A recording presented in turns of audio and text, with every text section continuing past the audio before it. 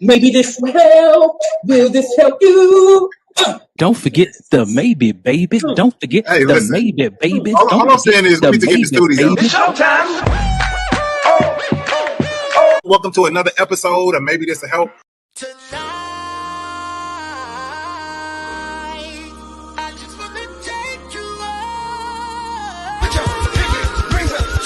Don't forget the maybe, baby.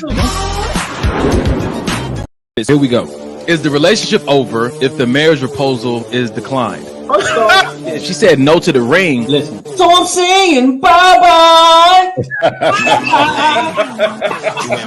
No vagina is whack or dry. You just don't turn her on. I'm jugular out the gate, bro. Let's get into this. Dating someone you can have fun with is really unmatched. That's in my top 3. If I can't have fun with you, I don't even know how this thing gonna work. Hey, bro, give us the other 2. Fun and what else? Nah. All right, no, don't worry. It's all good. What else? That's why you can't tell your brother stuff in confidence, because they go, let's normalize bragging about women like this. Hey, now. Go back.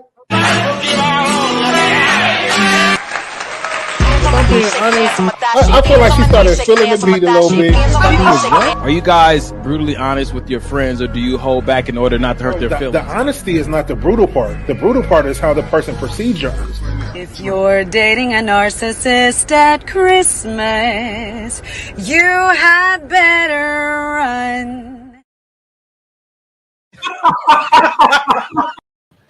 Don't forget the maybe, baby. Don't forget the maybe, baby. Don't forget the maybe, baby.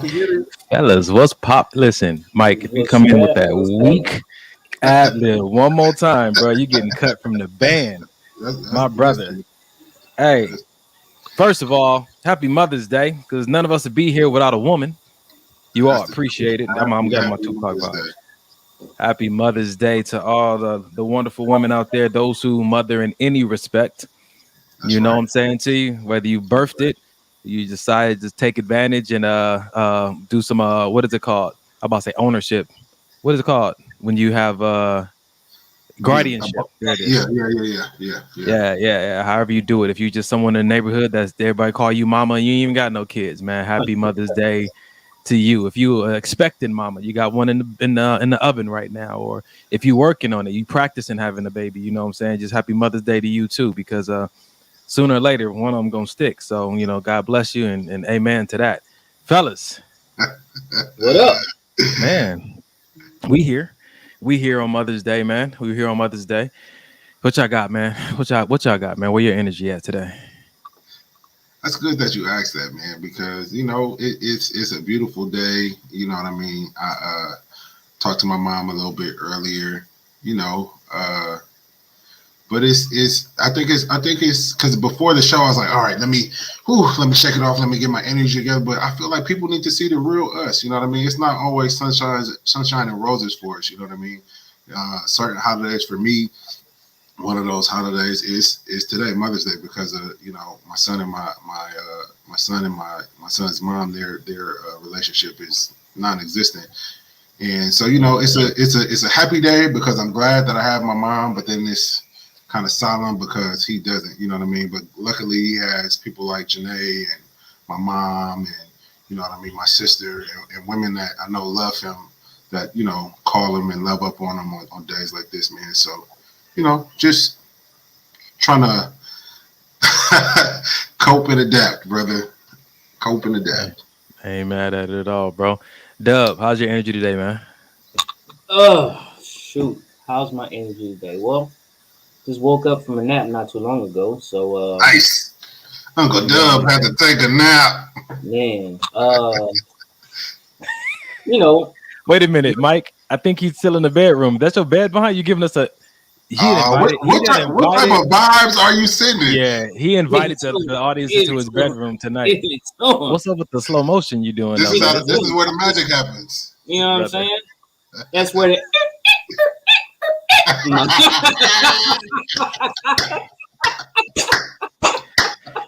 Trying to make somebody a mama. I get it, man. Hey, it's Mother's Day. You know what I'm saying? Trying to get one in you. Do you ever think about the day your mom conceived you with your dad? Does that ever cross your No, mind? Hey, no. you know what? You I, ever- be, I talk to people all the time, and I be joking around like that. Like, hey, you wonder what position your mama was in when she was? Wow. Hey, it made Wow. people feel so uncomfortable.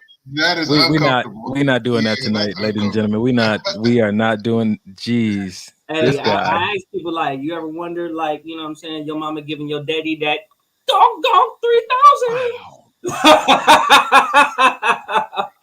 I mean, Hey, she's a woman.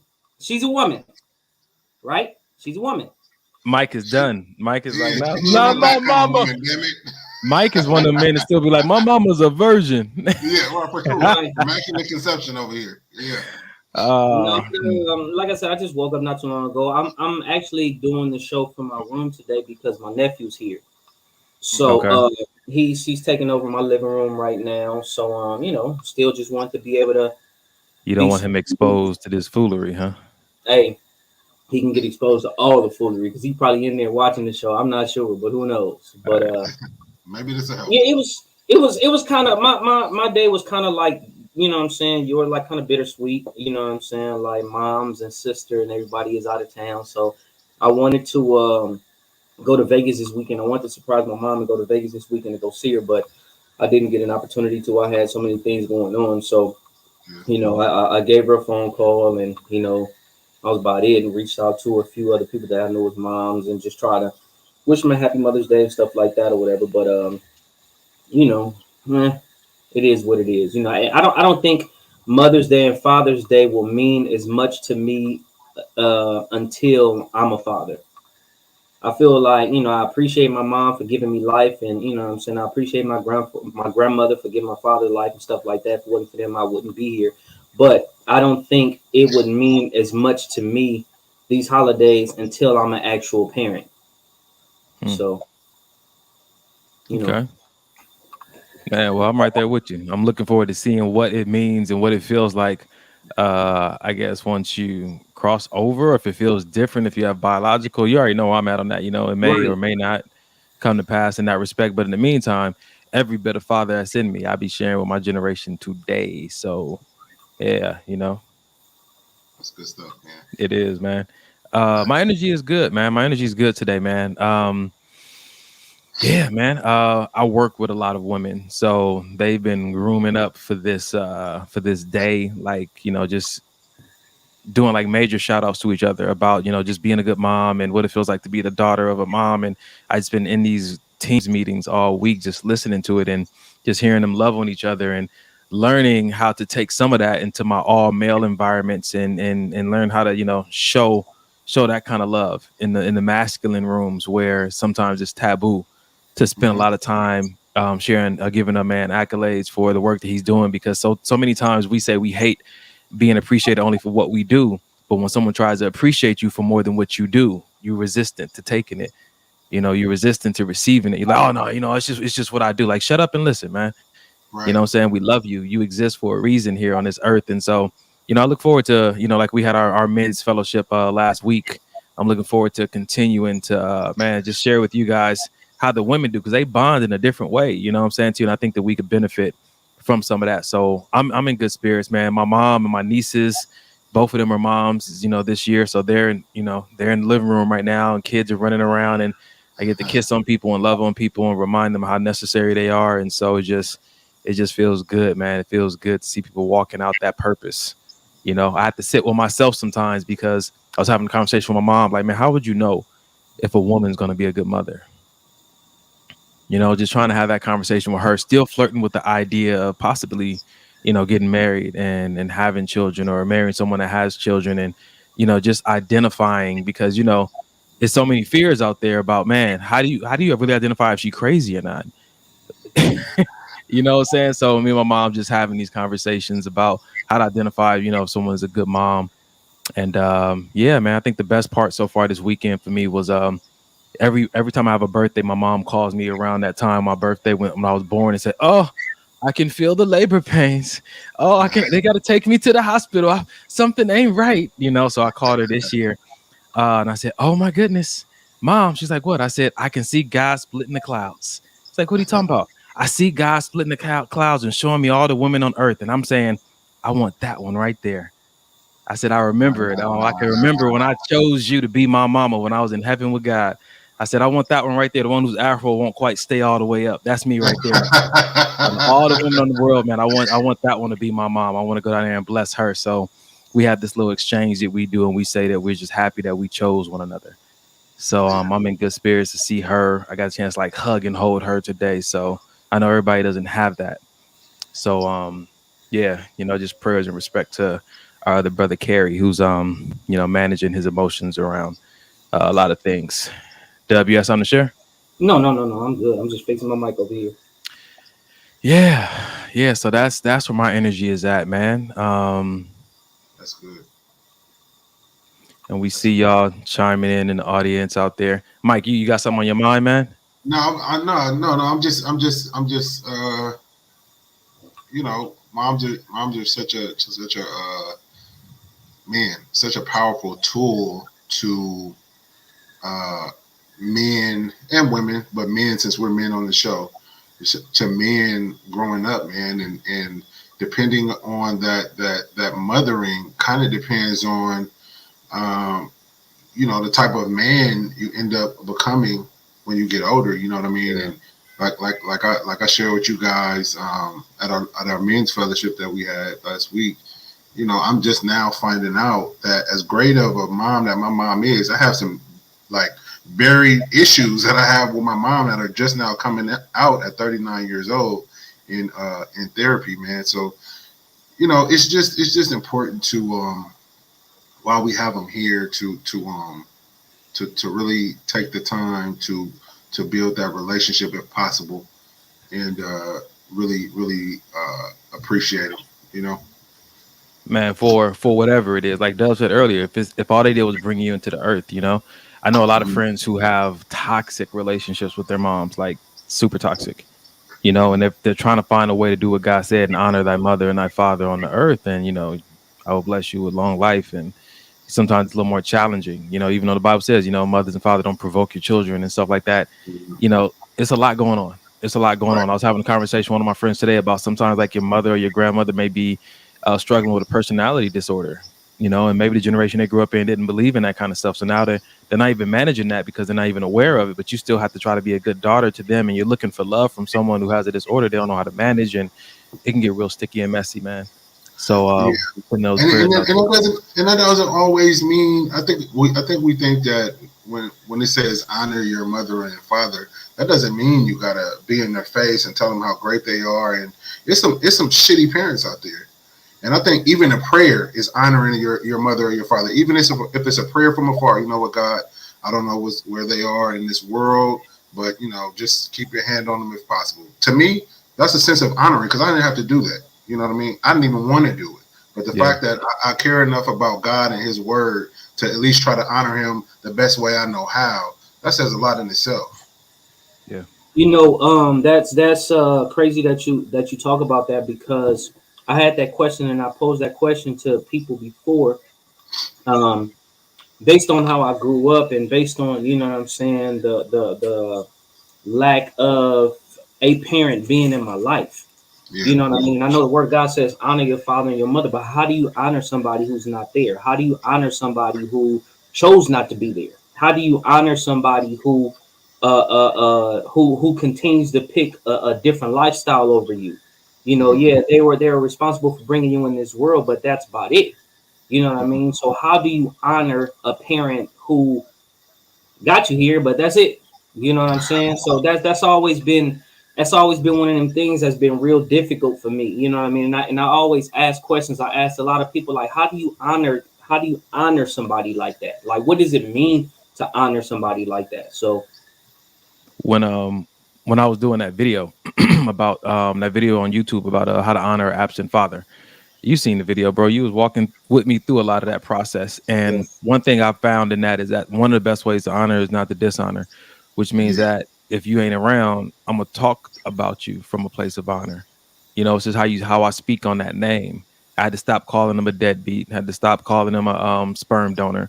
Had to stop saying he wasn't there, but I was speaking on him in a dishonorable way. And I had to stop saying those things. You know, whether some people say it's true or not, if I knew I could come up with a better way to describe and it wasn't being petty or it wasn't necessary to say it that way, I knew that at the end of the day, God was going to look at me and say, I know I put better words in your heart than that.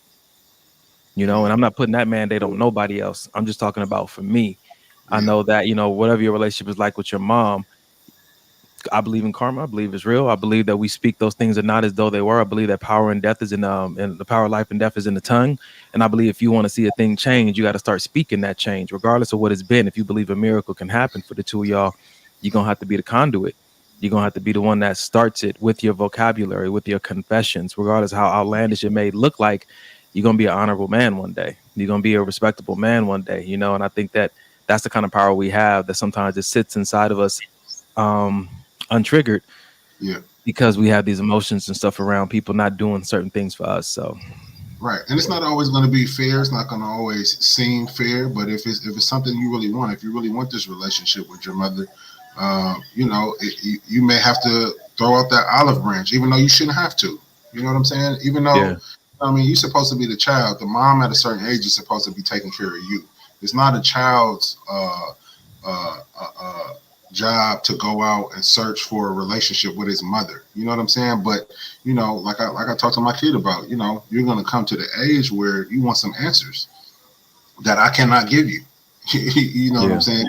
And you're going to have to make that decision whether it's something you want to actually actively pursue or not. But until then, you know, just you got to stay in prayer. Pray for your mom. And sometimes that's hard for me to say because of, you know, I'm on the outside looking in of that relationship kind of. And, you know, my flesh wants to just be like, you know, why you crying over her? Why you even miss her? Why, you know, sometimes he'll be like, I wish I could live with mommy, not because it's anything going on here, but just because, you know, we may be watching a movie together, you know, or he may have a memory of something that he was doing fun with his mom and he wants to, you know what I'm saying? But, you know, I always try to, like you said, that's a part of honoring. I don't never say nothing negative in front of him about his mother ever, and that's on purpose, man, because one day she gonna have to answer to that young man. You know what I mean? I don't want him to have any feelings about her because of some messed up stuff that I've said to him. You know what's crazy about that, man? I remember when I met my father like when I was 18, and he you know, showed up at my grandmother's house, his mother's house, who I was in great relationship with. He just showed up there and was like, I'm your dad. You know, one of those things. And first thing he wanted to do was tell me and say, hey, everything your mom said about me, man, it ain't true and stuff like that. And I was like, she's literally never said anything bad about you, still to this day. So if you even starting the conversation that way, I got in defense mode. I was like, nigga, you know, first of all, you ain't gonna come here after 18 years and talk bad about the person who stayed. So I had a lot to work through. I recognize that it's a lot of his DNA in me. And so we will bump heads a lot. And that's the difference between a child and that parent versus the spouse of that parent, because you ain't got their DNA, you know? And so there's a connection there, regardless of how toxic it may be, or, you know, whatever it is, like there's going to be a difference in how they perceive that parent versus how the spouse perceives that parent every time. You know what gets me is, the father, you know, my mom has always been there in my life. You know what I'm saying? I was raised with my mom. She, you know, and because of my grandmother, that's how I maintain a relationship with my father's side of the family. My grandmother has been awesome. I love my grandma tremendously. You know what I'm saying? So those have been some influential women for me. As far as like a father, a parent, you know what I'm saying, not being there, who actively chose not to be there.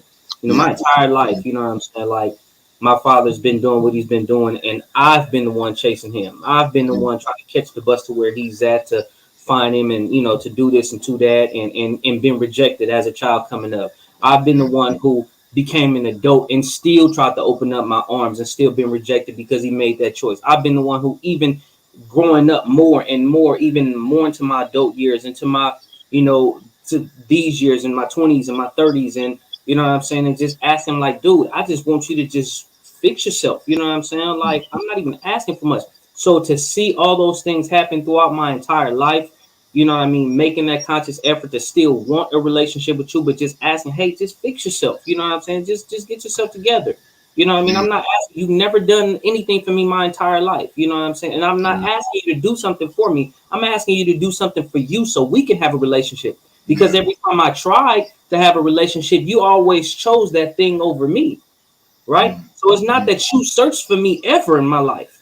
Yeah. You never searched for me. I've always been the one to search for you. I've always been the one to try to make a relationship with you. Every time, you always chose that thing over me. So with that being the case, it's not about my mama said this or this or this or anybody else painted you. You the one who painted your own picture for me. That's it. So since you painted that picture for yourself for me, and I continuously still try and still try and still try, how do I honor you? What more do I have to try to honor you? Then it got to the point where it's just like, you know what? I don't even care no more. What's the chase? I've been chasing you my whole life. I've been trying to honor you my whole life. I've been trying to force something that you didn't even want. Ever. So trying to honor my father, and he's telling me, you know what I'm saying, honor your father and your mother. How do I do that? I think that kind of like Donovan said, by not dishonoring him, that's a start right there. Because it's easy. It's what? Nope. How do you dishonor? I mean, how do you, like I said, I've been trying to chase and trying to help you create a good name for me. I've been trying my entire life to try to help you create a good name for me. So what more do I say? Everything else is just my truth. Right. So even saying my truth, in some ways, people are going to say, oh, you're dishonored. No, that's my truth. My truth is I've been chasing you my whole life and you've been choosing dope over me. So how do I honor you?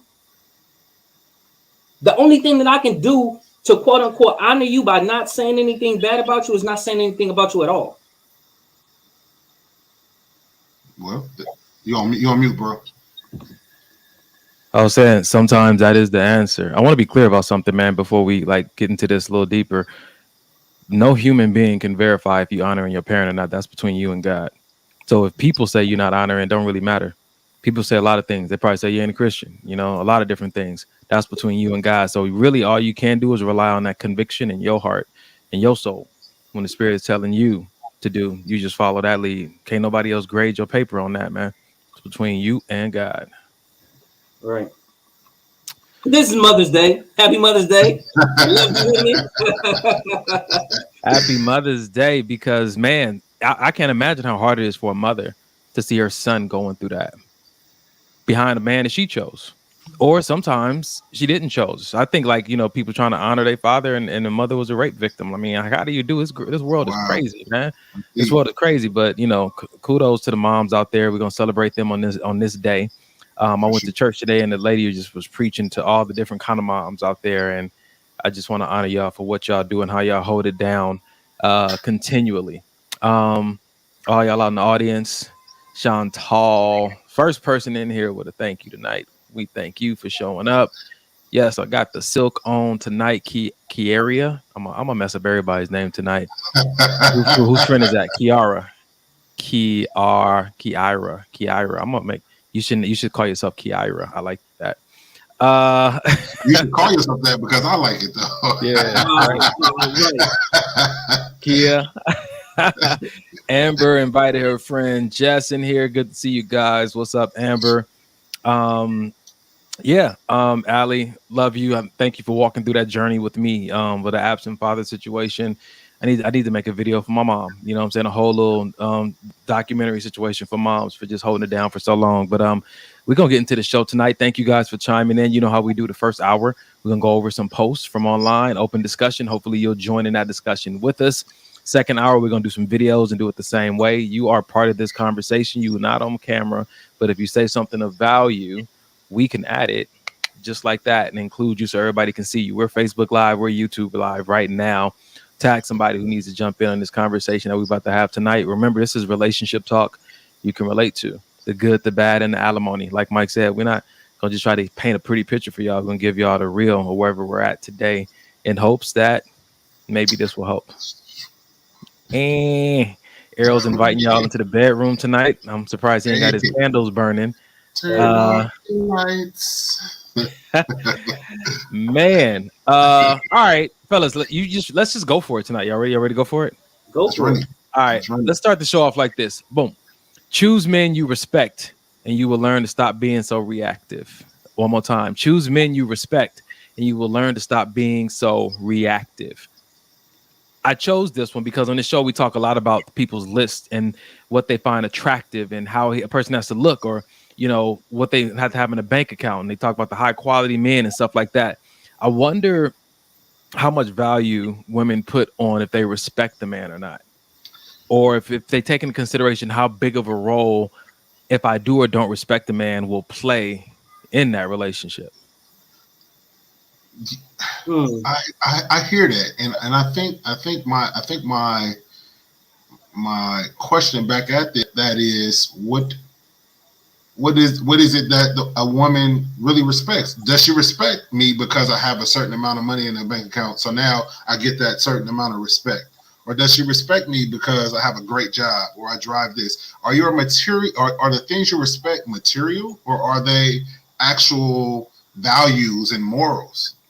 Right. I think you got to figure out what that is before you can figure out, I just want to start with any kind of respect. I get respect for anything. I think that any kind of respect. I think when you look at the post, it's saying choose men you respect, you will stop being so reactive. I think that the reactive versus response. Yeah. When you have somebody in your life that you respect, you manage your own reactiveness because you know that can get you out of a good situation. Your being just reactive can get you booted out of a situation you really want to be in. What you want to do instead of react is response. The difference between reacting and response is that you take a pause to consider before you talk and before you do something. And I think that when you have somebody you respect, I think that's what makes a person pause, and so they don't end up self-sabotaging that relationship. I'm gonna look up the definition of respect, but Dub, you have something? Yeah, first off, I think reacting versus responding is a learned behavior. Not everybody knows how to do that. I've talked to many people, you know what I mean, in that regard. Like, look, take the time to respond and not just react. You have to consider the consequences before you just lash out. And sometimes it's not what I've experienced. Sometimes it's not a matter of respecting it. Sometimes it's number one, being able to learn the difference between reacting and responding and knowing when to do what. Some stuff deserves a response. You know what I mean? Some things deserve, to every action, there's a reaction. Sometimes you have to just react to certain things.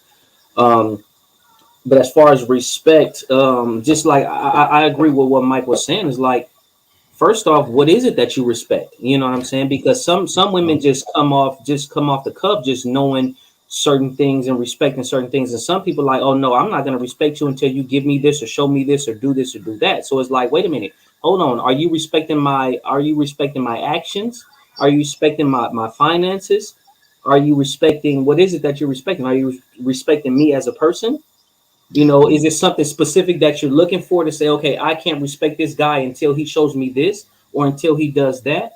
So it's one of those things to where it's like, just like you have to ask somebody, what does love mean to you? It's the same thing. What does respect mean to you? What does it mean to respect the person? What do you look for in order to be able to show somebody respect? Is it just an age? Is it just a position? You know what I'm saying? Because some people just get respect off the gate just because of how old they are. They could be a shitty person, but just because how old they are, you want to show them respect. Some people, you know what I'm saying, because of a position. You know what I'm saying? You could be a horrible boss. You could be a pervert. You could be anything. But just because you're a person's boss off top, you give them a level of respect. You know what I'm saying? So, well, no, let's not confuse that. No, let's not confuse respect with gassing people up, gaslighting. It's not the same thing. Some people say they respect, but respect is something that you see deep in a person's intentions and their motives. Some people just show face because of other people's title, but that's not, especially now I'm looking at the definition, that's not real respect. So once again, just like I said earlier, it's not about gaslighting. It's what do you consider respect? So I'm looking at the definition right now, and it says a feeling of deep admiration for someone or something elicited by their abilities, qualities, or achievements. It's like, damn, I respect that about you. So it could be, again, abilities, qualities, or achievements. And I hear what you're saying about what the person mean when they say respect. It's almost like love. Like, what do you mean when you say you love me? What do you mean when you say you respect me? I think it's a conversation worth having, but I think what the conversation we're having right now is helping people understand, like, yo, maybe this is a part of the conversation, first, second, and third date. You know what I'm saying? I love when I find something about a woman that inspires me, that I respect. I respect, man, how she does this, or I respect this you know, her attention to detail when it comes to hygiene. You know what I'm saying? Stuff like that. Like I respect that. Like that. I think those are the things that get into that valuable category for me. That when I'm looking at things like, man, am I gonna stick this out? Do I want to have this extra conversation? Do I want to, you know, push into this? I look at this list of values, and I think they enter into that list through the things that I respect about the person. If I don't respect nothing about you, then it's gonna be easy for me to be like, it's all good. I'm out. But sometimes you can give people that quote unquote value without knowing shit about them. Once again, you look at bosses because that's their title. You respecting their title. You respecting, oh, this is what this person comes with, right? So you have that feeling of admiration based on the definition. You have this feeling of admiration and just a certain look that you look at this person just based on that title. They haven't done anything to earn your respect. Based on where they're at, you automatically assume, oh wow, this person that is at this place, so I'm going to give them respect. Once again, how many people actually look at a definition before they say, what, you know, whether it be love, whether it be respect? You took the time out right now to define the word respect. But how many people look at, you know what I'm saying, the definition of respect and say, okay, cool, now I know what respect is. Now I know how to perceive people and how to do certain things. Many people don't do that. So they have that level. They have that thoughts of what respect is, and they show according to their thoughts. Some people do respect titles. Go ahead, Mike. I see you want to say something. Go ahead. No. Go ahead. I can get in after. Okay, I was gonna say I know some people do respect titles. Like they respect the title of a pastor. Some people won't cuss in front of a pastor, or they won't use certain jokes in front of your mom or your grandma. So people do respect. They respect titles. That means that they cater a little bit more to that person and how they're going to behave in front of them.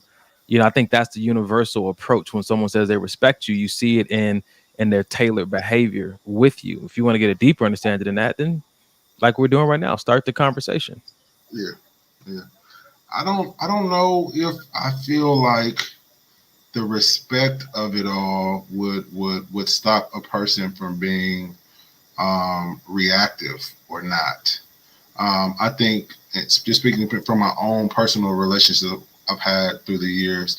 I think the reactiveness comes from maybe PTSD and past relationships. I'm so used to popping off every time I hear something because that's what I had to do in my last relationship, or you know, when I was living with my parents. Every time they said something, you know, it just triggered me, and I just popped off. So now, when I'm in this relationship, whether maybe with somebody I respect, my first thing is to pop off.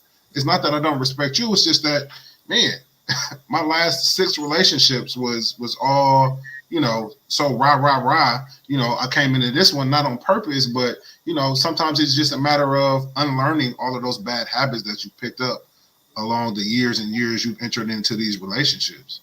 Let me ask you a question, and I'm gonna ask you first, Mike, and then Dub, I'll ask you about your ex. But what is it that you respect about Jay?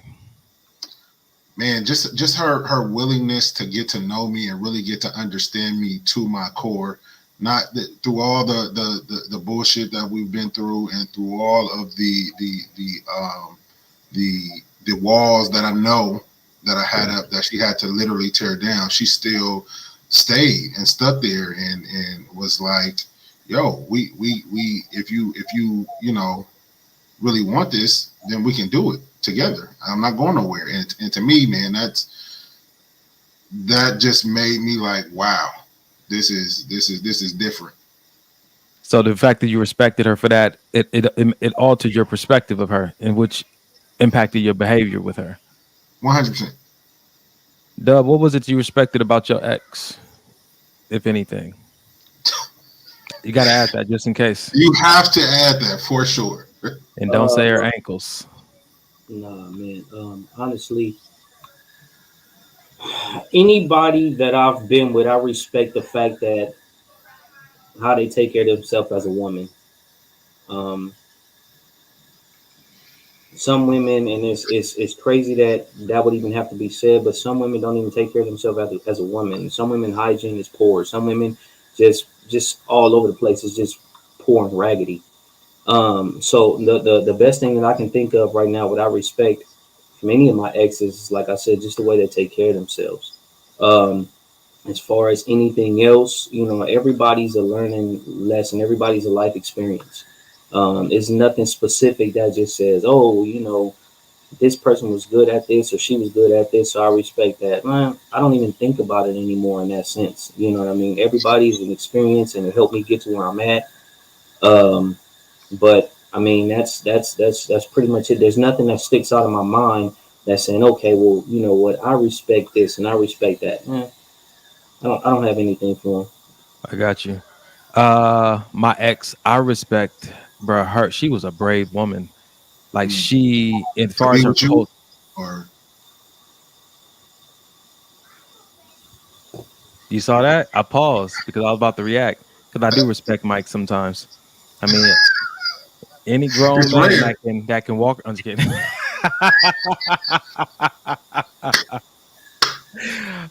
See, I'm not going to be petty because I love you.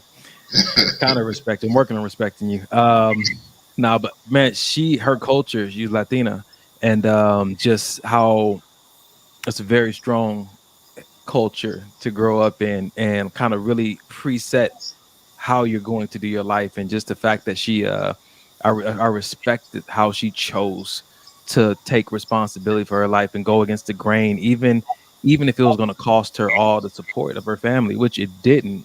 But I just saw like her in different moments of temptation, how she still rose up to the occasion and said, you know what, I'm gonna do what God called me to do. I'm gonna do what feels right for me, you know. And I mean, even the fact when she was young and how she started got on her healthy path, how she got her first car, and like she was going after the life she wanted with like this tenacity. And so I definitely always respected that about her. And I saw even in our relationship when I was trying to like, you know, hey man, do this and do that. Like I saw it show up against me too. And I'm like, I can't be mad at you because I actually respect that about you. So that's right, Randall.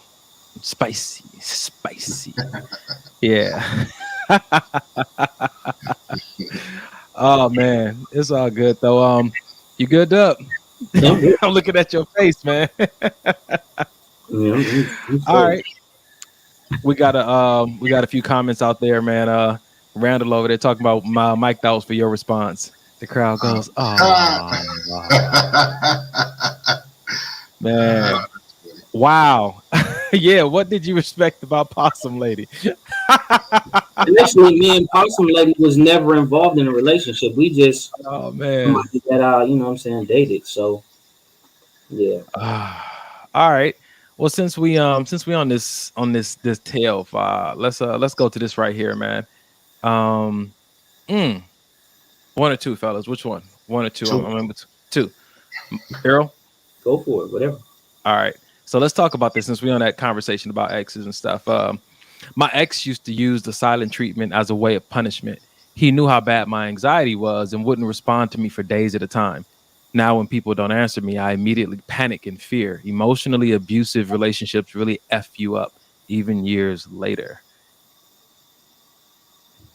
True or false? I'm gonna say true. Yeah. I don't know. Yeah. That emotional abuse is serious. What you gonna say, Dub? I was about to say I don't know because well, a lot of stuff I it's so easy for me to not care about certain things. You know, what I do care about, I care about deeply. What I don't care about, I don't even care. You know what I'm saying? When somebody tries to do something like that, it's like, all right, that's what you're doing. All right, it's all good. I'm gone. Don't come back later on. Don't think that you about to punish me with some shit. You know what I mean? Act a certain way, and then later on, when you feel like you just want to change the switch and be sweet or reach out or do this or do that, don't expect me to be there. If I choose to be there, it's because I want to. But as far as like trying to hold on to something, I mean, I've been damaged and you know had certain situations in relationships that just kind of broke me down at that particular point. Then after that, it was just like, all right, whatever. You know what I'm saying? I don't even give a shit no more. And now it's kind of hard looking at things now, as far as what I actually care about, because I don't know, man, it's just something about when I turned 40, right before I turned 40, I don't give a shit meter spiked. It's a whole bunch of stuff that I'm serious, man. I can care less. You know what I'm saying? Whether it's things, whether it's people, I can care less about a lot. So it's kind of hard. I'm trying to go back and I'm trying to think about previous years when I did, and people did act a certain way, whether it be a silent treatment, whether it be something else. I'm trying to go back and trying to recall those feelings, but I just can't. Well, after the relationship's over, Dub is just like, well, Yeah. you and your memories, your memories, your gifts. Hey, you one of the people that when you break up with somebody, you pack their box of everything they ever gave you, and you end it. I keep everything. I'm not like that.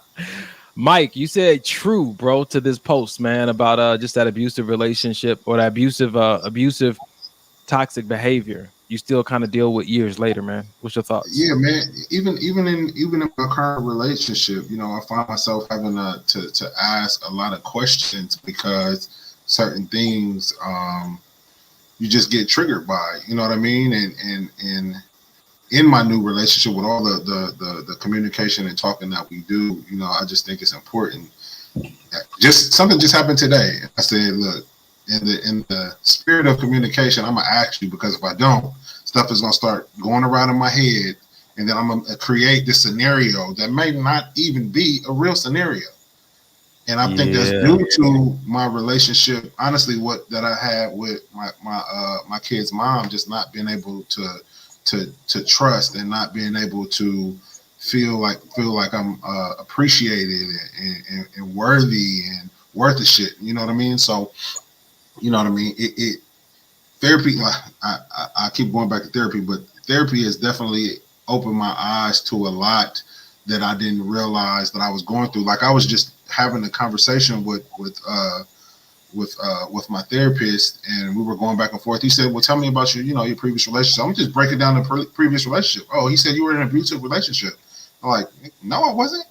I wasn't in no abusive. And then I had to think about it as he broke it down. I'm like, damn, I was. Yeah, Johnny Depp. I was in an abusive relationship. Right. A man. Right. And because, as a man, you're like, nah. I was in abusive, yeah. Yeah, but man, it's real. And a lot of times guys don't get the help that they need to check that, or even give it any thought or process it or allow themselves to heal from it before they get into another relationship. And then that's how you get, in my opinion, that's how you get guys cheating sometimes, or guys flipping out on good women because you used to getting beat up every day. Let's talk about this though, man. Like verbally or even physically, I think we're taught as in our man culture that it's all right. She's a woman. It doesn't matter if she hit you or not. To be hit or abused or attacked because you did anything is not right. It's not right for children either, but that's a different conversation. So, like we talk about children like happen to grow up in a neighborhood, that it's an abusive childhood. They have to grow up in a neighborhood where they don't know what they're going to eat every night, or the police are harassing them. So in a relationship, men aren't necessarily that willing to admit that they were abused, but it shows up whether we see it or not ourselves. People see it. They're like, damn, what's wrong with you? Like, dog, like one of them dogs that's been through some stuff, and it's like, no, that's his personality. That's not, man. It's not your personality. You know what I'm saying? That is an echo of something that's happened in the past that got a hold of you. And as we continue to search ourselves, talking to our friends, our circles, therapists, pastors, God, reading the Bible, you start to see like, man, God, you tell me to do all these things. I struggle to do these things. Why? Like, there's some things that we need to address. I need to transform the way you think about some things, because ultimately abuse, where it ends up is in your psyche, psychological. That's where it takes its, that's where it makes its home, psychologically. How you process life, who you think you are, what you think you're here to do. And that's how the enemy gets in and tricks us to start doing all these outlandish things that are not biblically sound, because we've been abused. And that part of us that would have stood up and said something is numb now and done something different. That part that we lack discipline in some areas of our lives, because that is done now. Every time I try to do that, there was some kind of abuse or attack. And I tell you, man, words hurt. Yep. They have the ability to hurt, man. So it's just something I think we should just, consider. What was your take on that question? I have to agree, man. I noticed that even from my last relationship, and as I moved forward, Pookie called me out on this. She was like, you're not ready to be in a relationship yet. You know what I'm saying? Because I went from wanting to be married and have kids, being in premarital counseling, to be like, I'm good on marriage and kids. If I don't get it, I'm good. Man, that's part of my mantra. People know me from wanting to be like, man, the kids, and man, I was abstinent for 10 years, not having sex. So I was doing other stuff though. You know what I'm saying? And just like, trying to, create a path for myself. And I'm like, no, I'm good. Like, So one morning you woke up and you changed your mind, and I'm like, yeah, I guess so. I don't have that urge anymore. It's like something happened though, bro. Like you gotta think about that. Something happened. Was it abuse? What was it? And so as I started thinking back over it, like I had, shuffled so much stuff off to the side. I'm like, well, I'm focused. It's not gonna be her. It's gonna be the next one. Not gonna be her. It's gonna be the next one. I'm good. I'm doing my thing. But I wasn't like really paying attention to the hits I was taking. Until I got a chance to sit down and talk to my friends about it and started to see like that was a desire of your heart. What did God change his mind, or did you change your mind? If you did, why? And I started recognizing like, man, I wasn't okay with a lot of stuff that I let happen, a lot of stuff that I let slide, the way I let people treat me, and this goes back to toxic behavior I was operating from. I didn't grow up with my father, and so I made it a mandate of mine to be the best man every woman ever came across. And my definition of the best man was so perverted that I meant that she could talk to me any kind of way and I was still going to respond sweet and like it's okay and not require any kind of accountability for her behavior. Not talking about my ex, I'm talking about like throughout my 20s and 30s. You know what I'm saying to you? And so it just got to that place like, man, I have got to start calling people out and holding people accountable for the things that they do, because man, I don't want to have all this residual abusive behavior from the past showing up in a situation I've been waiting to be in, and it's just unaddressed. And now we created an issue. Like my mentor told me, it doesn't matter if you're different races, different age brackets. The only issues that come into our relationships are the ones you bring in with you or the ones you guys create together. That's it. Man, Real time. That's good stuff, man. Randall said he had that same revelation that Dub had at 40. He had his at 30. You know what? It is when you just like early. I asked my friend this yesterday. I said, what is it that you don't tolerate now that you used to tolerate more when you was younger? And she had a whole list of things. You know what I'm saying to you? And I think it's good to sometimes self-evaluate and start to understand. You ever heard that phrase, like, don't spend my money for me? Like people tell you, oh man, take $100, take $300 and go do this. And you can buy that. You can afford that. And one of my friends was like, my time is my money. So don't spend my time for me either. Don't tell me what I got the time to do. You know what I'm saying? Like, don't sit here and tell me, oh, you got time, you can do this, you can make time. Like that's more valuable than my money. And it's mine to manage and use as I want to. It's where I want to invest it. So yeah, man, I think that toleration is where we have a lot of leaks in our life, where it's just like a money pit. You just throwing money, energy, and time into that pit. No return on investment. And you can't blame nobody for that but yourself. Before we move on to the next one, ladies and gentlemen, I think that we got a special guest in the building. I think it might be 4 of us tonight. I think we might have all 4 in the building. What's up, brother, man? Nope. We got to get your audio hooked up. Get that DJ. Nah, it's low and staticky. I don't know what's going on with my mic. Nah, all we hear is like a whole bunch of static, unless that's the effect you was going for. Hear it now. Okay, wait, talk a little louder or turn your volume up on StreamYard. I can't. It's not on the mic. The mic is situated. All right, you sound good now. We can hear you. What up, bro? Welcome to the show. Hey, how y'all feeling? Man, we good, man. We had a nice long little conversation about our energy today, and we just in a real vulnerable, transparent place, man. Just finished talking about toxic behavior from our exes and how it still affects us years and years later if we don't address it, man. So that's a choice. Yeah. You want to speak on it before we move on? Go for it. It's just a choice. I mean, you make the decision to allow people to affect you continuously. And if you got out of the situation because it affected you to a point where it changed you, then you allowing it to still affect you years later means that either A, you don't want to do the work to change it, or B, you like how you feel.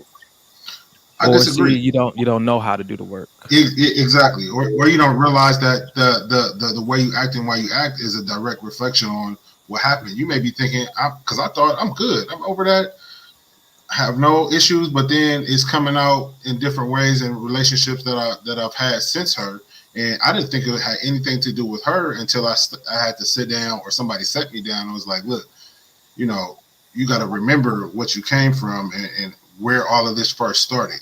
And then I got the epiphany, like, oh shit, you're right.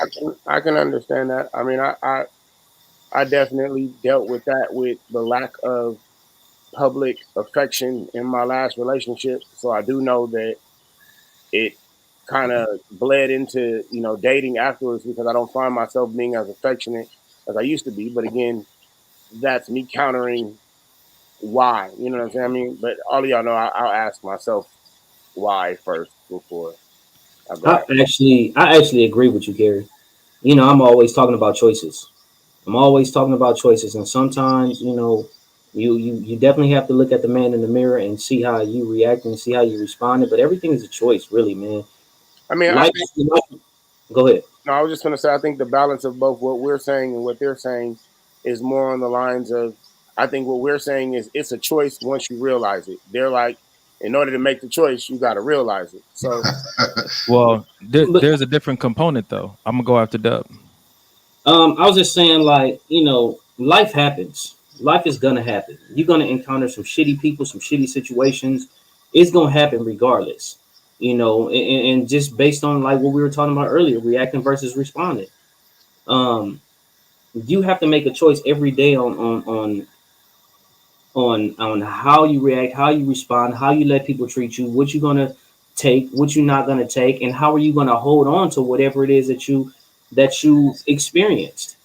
You know, and if you just like in denial, just that things even happen to you without even dealing with it, without even getting to the point to make the choice, then that's some reflection that you have to do on your own.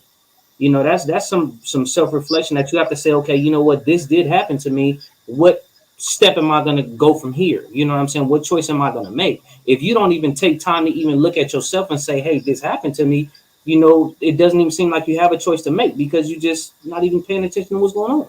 before you say something, Donnie, I think that's the healing process that a lot of us are scared to go through after we have a relationship, because we're scared of lonely. We don't want to feel what we've been through. So we try our best to overlook those things so that we can be prepared for the next situation, not realizing that we're harming the next situation because we haven't healed in the process to even see the things that went wrong, be it the things that you did or the things that they did or your reaction to the things that they did. Again, it's still us, rectifying our own shit, as well as the shit we swam through. But again, if you don't know that you got shit on the bottom of your shoes, then you know what I'm saying, you can't wash your shoes off. You're not gonna wash your shoes off. You're gonna blame somebody else. I want to say this real quick. Randall, we see your question. We're gonna answer that question for you in just a moment. I wanted to say this, man, that component about being aware and the choices. I believe that sometimes certain choices aren't even accessible to you because you're injured. I believe that just like a person gets injured playing football or basketball, you may want to jump, but you don't have the ability anymore because you've been injured.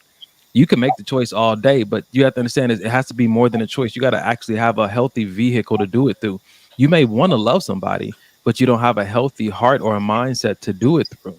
And I think that, yes, that's powerful that we have these choices, but choose healing so that the rest of you can come along for the ride. Because at that point, it's just a thought. Because you don't have the, like Dub said earlier, like some people, when it comes to response or reactive, it's a learning skill. You have to learn how to respond instead of react. You can want to choose it all day, but did you learn how to do it? Do you have the ability to do it? And I think that what we need to be aware of today is something my friend just texted me. She said, sticks and stones can break my bones, but words can break my heart and mind. And I think that just really sat with me for a moment. It may not be true for you guys, but I know that when I let people in, when I really let them, like when I'm vulnerable with people and I'm in a relationship, their words, I'm letting them into the places where I define myself, the places where I'll let God say, this is who you are and this is what you stand for. And this is what, so when I'm inviting people into that place, I'm fragile and I'm more sensitive there. And so it could be a breaking, especially if I'm doing it without my circle. I'm doing without mentorship. I'm doing it without prayer. Somebody could be in there just wrecking my entire room up.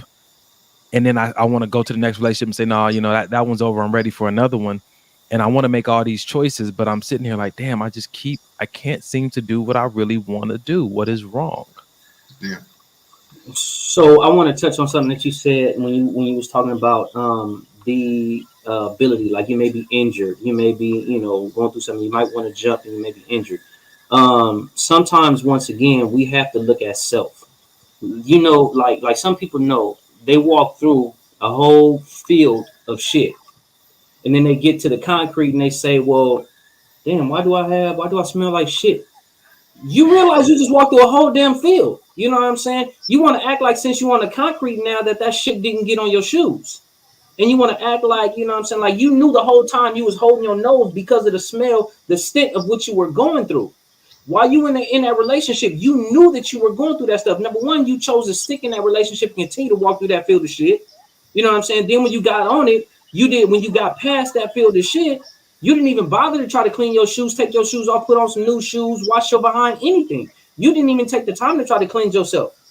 And then you wonder why everywhere you go, people are telling you smell like shit when you didn't do a self-reflection. Exactly. You didn't even do a self-reflection to see, okay, well, why do I smell like shit? Oh, damn, I just walked through that big old shit field. Do it again. What if you do change your shoes, and what if you do wash off and you think you got everything? Not even, just like when you do step in dog shit and you get in the car and you driving and you smelling something and you don't know where it's coming from. Like you don't realize that you stepped in. or you thought you scuffed your shoe off on the grass and got everything off, but you've come to realize once you finally get home, oh, there's still a little bit left. So I just want to understand why y'all Carrie got y'all swimming through shit. Arrow got y'all walking through shit. Then Arrow you got some shitty people. There's a lot going on tonight, man. It's a whole lot of shit going on. Hey, listen, just like Amber said, oh shit.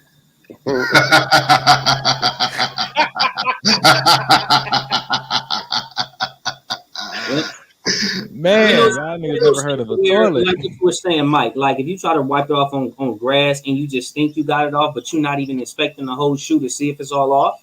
You know what I'm saying? Like you can't just do the bare minimum, think you got something off. Oh, it should be off by now. Which means it should be. Did you check? Well, this is like when people decide they're not going to talk to a trained professional and say, I'm going to talk to my friend to get healing from my past relationship, which it could actually work out. But I would say get a second opinion as well. I'm not saying you got to go pay somebody and they have to be like certified and everything, but I'm saying be thorough when it comes to things that you know impact the way that you're going to be able to do life, not the way you want to do life. That things are going to impact the way you're able to do life. And that comes back to your mindset, your perspective, and your ability to truly love someone. Do you, Michael, even go there? Well, y'all can go ahead and we'll get to Randall's question. All right, we're going to get to Randall. It was something I wanted to say. Everybody doesn't want the same thing. Right? It's some people get to a certain level because of their experiences. Some people get to a certain level where they are happy with where they at. You know, they're like, okay, well, I'm good. You know what I'm saying? Everybody wants to be this healed person. I'm actually good where I'm at. You know, like some people have that mindset. Like, for example, what made me think about that is, talk to a homeless person. And the homeless person was like, oh, you try to help them out, here, give you some clothes, give you some shoes. I can provide shelter for you, this and that, doing this and that, and just get you to a place where you good, blah, blah, blah. Well, those are good by your standards. But for me, I don't even want to be, like for the homeless person, he was saying like, I'd rather be homeless because now I don't have the stress and everything else about trying to provide for myself. I don't have the stress about taxes. I don't have the stress about paying rent. I don't have the stress about this bill and this bill and this bill and this bill.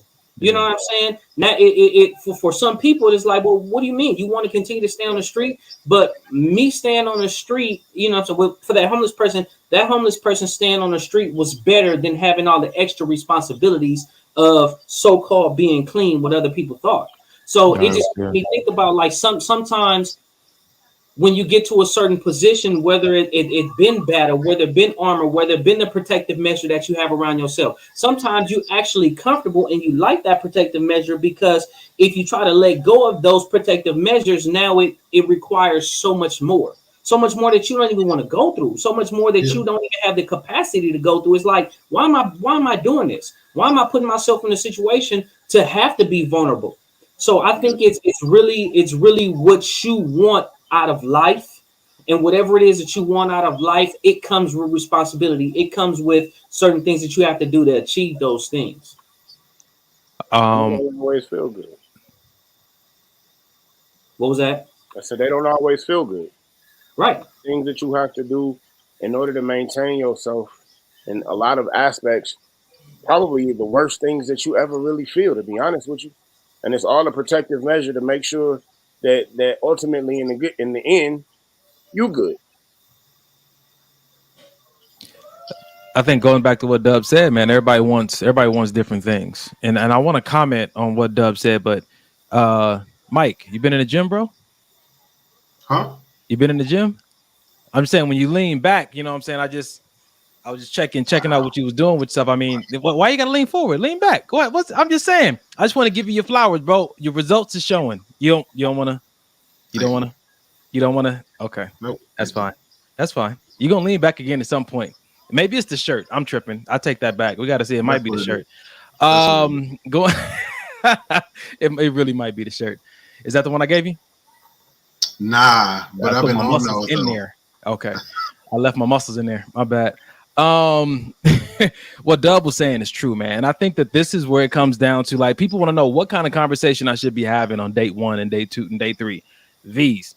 What do you mean when you say respect something? What is love to you? What do you call your best life? What does that look like? Because we're talking about partnering on life, and our version of best life look nothing alike. It's not for me to change you and convince you that you don't know what best is. It's for me to respect the fact, like, yo, 100%. I see the way you want to do life and not have these extra responsibilities.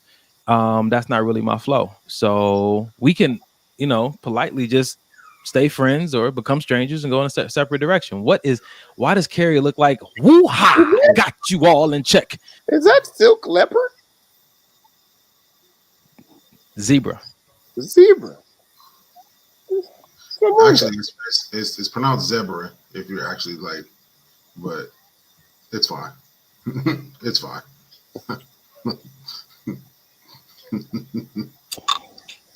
Zebra? Just saying. Inglewood education, I understand. Yeah, Dub even left you on that one. No, look it up. Once you Google it, I need apologies from all three of you. From what? Nigerian Bible. Wait, you went to private school, didn't you? Yes, sir. Even worse. Hey, private school is like that job that Tommy got on Martin. It ain't a real school. All right. What was you gonna say, Dub, before I go to Randall's question? I'm just a little upset. I'm just a little bothered right now. What happened? I'm a little bothered at Mike right now. Why? What'd he do? Wow, what'd he do? That hat that you got on, bro. Yo, I saw it too. I was thinking to myself, like, whatever happened to our hats and t-shirts that yeah. This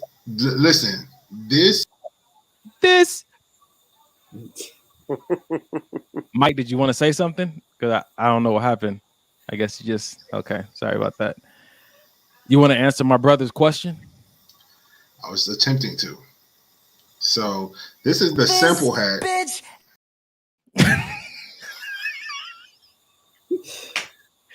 Who took that man off? That was kidding.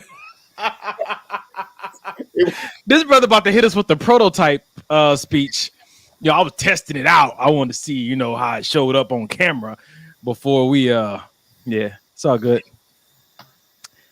Yep. Let's get to something that really matters. Randall's question.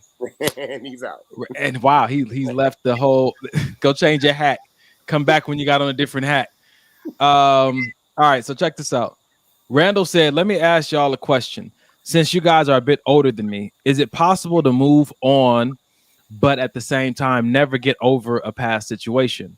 Whether it's something as drastic as being cheated on or something as small as always arguing, is it possible to never get over something, no matter how much counseling, therapy, prayer, and other things?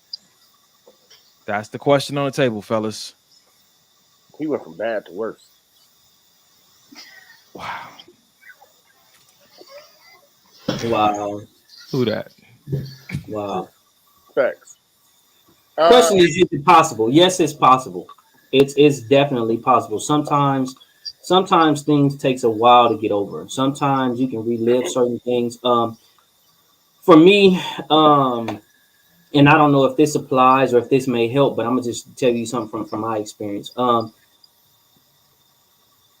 my experience, I had a situation where it was hard for me to get over certain things because I didn't do my best in that situation. There were still situations that I lacked. So I still couldn't give up on the person. I still couldn't do this. And I was blaming myself for certain things. Being in a relationship, knowing that there were certain things that I didn't do right. And I know I didn't give my best. So I held on to that relationship longer. I held on to the thought of that person a lot longer than I should have, because I know when I was in that situation, I didn't give all of myself. So I didn't walk away from that situation clean. And that's what affected me.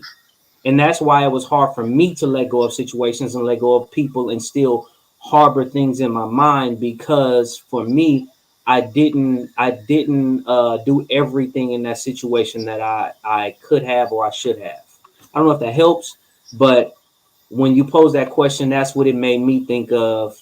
And so I say, yeah, it's still possible to still hold on to some thoughts and some feelings and stuff like that. If you're just chiming in with us right now, we're responding to a question from one of our male audience members. In short, no matter how much counseling, therapy, or prayer that you do, is it possible to never get over something from a relationship? I think in regards to never getting over doesn't have to necessarily be a negative aspect. You cannot get over something because you don't want it to happen to you again. But again, it's your reaction to it happening again that makes or breaks what you got out of the situation in the first hand. There are things that happen in past relationships that I never desire to go through again. So they stick there, and I don't know if I don't know if saying I'm not over it is a factor, because I'm over it. It's just something that's guarded from me. It's something that I pay attention to. When let me ask a question. Well, Mike, did you ever respond to that before I ask a follow-up question? No, go ahead. What are we saying, fellas, when we're saying like I'm over it? What are we really saying when we're saying I'm over it? Are we saying that I'm no longer emotionally tethered to it, where I can talk about it and not be drawn back into a toxic emotional state? Or I'm over it, like I've learned the lesson, I've actually benefited from it? This the Klingon. Or like, what are we saying when we say I'm over? Wow, this is about to happen tonight. I'm gonna put these two next to each other. All right. Our season was longer last year, so I don't know what to tell you. That's what your ex said. Ladies and gentlemen, we probably won't be answering any more questions tonight because this rivalry is about to get real. Randall said, I'm asking because I have a coworker that literally talks about his ex and what happened every single day. He's married to a whole new woman now, by the way. I know people like that. I know people like that. You just, man. So that actually adds some context to it now then. So then with that being said, I say that maybe he's not completely healed from that last situation. If he finds a need to bring that up every day. And you, Mike, are you saying healed and over it? Same thing? No, that's why I use the word healed and not over it. Can you when in this explanation you're giving, can you help us identify how to know when we're actually healed? So I think over it is something that, for me, I'll just speak for me because I can't speak what over it means for everybody. But when I say I'm over something, that just means I'm tired of going through it. I don't want to think about it. I don't want to talk about it. I'm over it. Like, I don't want it to come anywhere into my vicinity. You know what I'm saying? But when I'm healed for something, that thing can come into my vicinity. I can talk about it freely. I can learn from it. I can see what I did wrong in the situation, and I can grow from that situation. To me, that's how I know when I'm healed from a situation. You know what I mean? For me. But if I find a need to constantly talk about, man, she did me wrong, she did me dirty, she did this, can you believe she did this? Hey, did I ever tell you that time that she did this? Then clearly that thing is on my mind a lot more than it needs to be.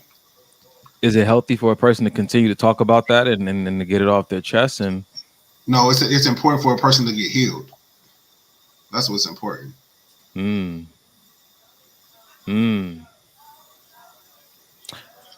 All right. Well, ladies and gentlemen, on that note, we can give y'all halftime so y'all can go somewhere and get healed. Maybe you can get healed right here on Maybe This Will Help podcast, and it'll cost you a little bit of nothing. You can go to our Cash App at $ Maybe This Will Help. If you was that a good segue? Was that a good segue to that? No? All right. If you're a Chiefs fan, then go ahead and send money to $. Maybe This Will Help. Good. Yep. Yeah. I like what you did right there. Thought I didn't see it, but I did though. It's like you didn't see it. Yo, real talk, man. We love y'all. For those who have sent in donations to help us stay online, I know you guys seen some things about Facebook not allowing podcasts to go on their platform anymore. We haven't verified if that's really true or not, but we are looking for more creative ways to bring this podcast to you guys. Hopefully in person at some point. Having an event or whatnot. So if you want to continue to donate to the cause, you can go to our Cash App. $. Maybe This Will Help. At halftime, what we'd like for you to do is go into the chat and put in there what's been your favorite part of the show so far. What has actually helped you so far in the chat, because maybe somebody's coming in late and they'll see your comment and be able to get something from that as well. And also tag somebody who you feel will benefit from watching the second half of the show. We're about to put some short video clips up. It's like you got those ears, you hear it and you know it, because it was anybody abused by their parents by making them go to church 7 times a week? Was that abuse? Is that a form of child abuse? I enjoyed it. Man, and y'all wonder why I am the all right. But why is he shaking his head like he doing the organ now? That's my job. Oh man. Okay. Now you and Doug get to take the baskets to the back. Wow. And rob y'all blind. Amen to that. Amen to that. Oh man. All right. Hey Dub, I got one for you, bro. You guys ready for this? Yeah, go ahead. In honor of Mother's Day, here we go. I know why guys need time to think before they answer your questions. Well, first we have to realize you asked a question. Then we have to make sure we understood the question. Then we have to make sure the question's not a trap. Then we start formulating an answer. Then we have to figure out the best words to deliver the answer. Then we have to weigh the pros and cons of delivering the answer. Then we reevaluate, make sure the question's not a trap again, and then we deliver the answer. It's exhausting. One more time. Yep. I know why guys need time to think before they answer your questions. Well, first we have to realize you asked a question. Then we have to make sure we understood the question. Then we have to make sure the question's not a trap. Then we start formulating an answer. Then we have to figure out the best words to deliver the answer. Then we have to weigh the pros and cons of delivering the answer. Then we reevaluate, make sure the question's not a trap again, and then we deliver the answer. It's exhausting. And that is why it takes us so long to answer the question. That sounds like somebody that's living in bondage. Was we supposed to disagree with this and actually talk about this video? Because you seem right to me. Nobody ever has to disagree with anything. You can just sing his praises if you want to. Sometimes, look, Portia came in. Damn, why do you have to do so much? I'm gonna tell you from personal experience. It's scary. It is scary. It is scary because I'm gonna tell you from personal experience. I'd rather be in a fight with a man than a woman because of the way society and culture is kind of set up to where women are allowed to do and say and be aggressive in any manner towards a man they want to, and you really can do nothing there but sit there and take it. And if a woman is trying to trap you, that's going to be the worst month, 2, 3, 4 months of your life right there, because she got a motive and an agenda. And I've been in some stuff, and I'm speaking from that place right now. But when I tell you, man, I often am wondering to myself, is this a trap? And a lot of times it is. And I think that is something that we're processing. Like, man, is she trapping me? Why is she trapping me? What's about to happen? Do I still have anything left at her house? Does she have the information does she have my passwords? Because I don't know about y'all, but I've come across some women that will go there And literally, like, I'm not gonna say we can't do anything because I know Dub's like, I'm gonna do whatever I need to do. But it's just like, man, like the super glue pennies to your car, they'll show up at your job to get you fired, like all these things, and it could be over a total misunderstanding. But sometimes we come across these women that we've chose who are just that reactive. I'm done venting. Let me tell you something. Hey, listen. Let me tell you something. Think before whatever. For any lady, think before you do whatever you feel like you're gonna do, because there's definitely gonna be consequences to your actions. Facts. Whatever you think you're gonna do something because you're a woman and you think I'm scared of what they gonna do to me. Nah, let me tell you something. You better think before you do whatever it is, because I'm gonna react and I'm gonna respond. So whatever it is that you think you're gonna do, that you think you're gonna get away with something, or you think my response is gonna be way more harsh. So be prepared and don't just think because you're a woman and I'm gonna just let you slide and get away with something. Nah, it ain't happening. So you better be prepared. I always say, I'm not the type of man that just believes on hitting a woman, but don't put your hands on me. Don't put your hands on me and think you're gonna get away with it. You know what I'm saying? Because the same force that you use on me is gonna be the same force I'm gonna use on you. So be responsible. Be careful about what you do.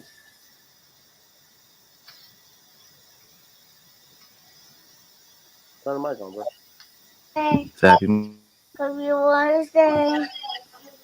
Thank you, Princess. You hear him? Yeah. Yeah. Yeah. She's not saying that. Destiny said to tell my niggas. I said Happy Mother's Day. You didn't hear that. Happy Mother's Day. Say I love you. Blow me a kiss. Mwah. Oh, swing your hair out of your face in a very. Just do it. Very. There you go. There we go. Now give him that smile. All right. I love you. You want to sing to them? Yeah. What do you want to tell them? That me and you danced to Bruno yesterday? Okay. Okay. Yep. Okay. All right. Okay, you guys. Bye, Mama. Let me know when you make it home, okay? I want the hero. You want what? Okay. Heroes, for my good and Allah. Heroes from the dead. Heroes. Here, listen. Heroes. Yes, heroes from my good and Allah in my spirit. Hey, okay, I heard the note. Hold on. I heard the note. I love you. Let me kiss. Let me kiss. I'll see you later. Bye bye. Bye bye. Y'all just got the whole show right there, man. Hey. All right. Dub, I know you were chiming in on the Slapper Tribe, so sorry about that. But Wow. Jesus. But shoot, Ava ain't too far behind him. She's a thug with hers. But I would like to say I agree with Dub 100% because you catch somebody on the wrong day, you just be mindful. Just be mindful how you moving out here in these streets. Y'all go ahead. I'm gonna get my situation back together. He's gonna be a couple of stuff. So I was saying, listen. Yeah, let me tell you something. Yep. Yeah. So I mean, you know what, man? Honestly, people just have to be. The people can't just do something because they feel like they have the space to do whatever it is that they want to. You know what I'm saying? Everybody needs to be accountable for their actions, whatever that may be. You can't just get away with something just because you're a woman. I'm a woman, you're a man, you're supposed to be stronger, you're supposed to be able to take more. Nah, I may be able to take more, but that don't mean I'm gonna take more. So, you know what I'm saying? Just, hey, don't hurt me and I won't hurt you. Period.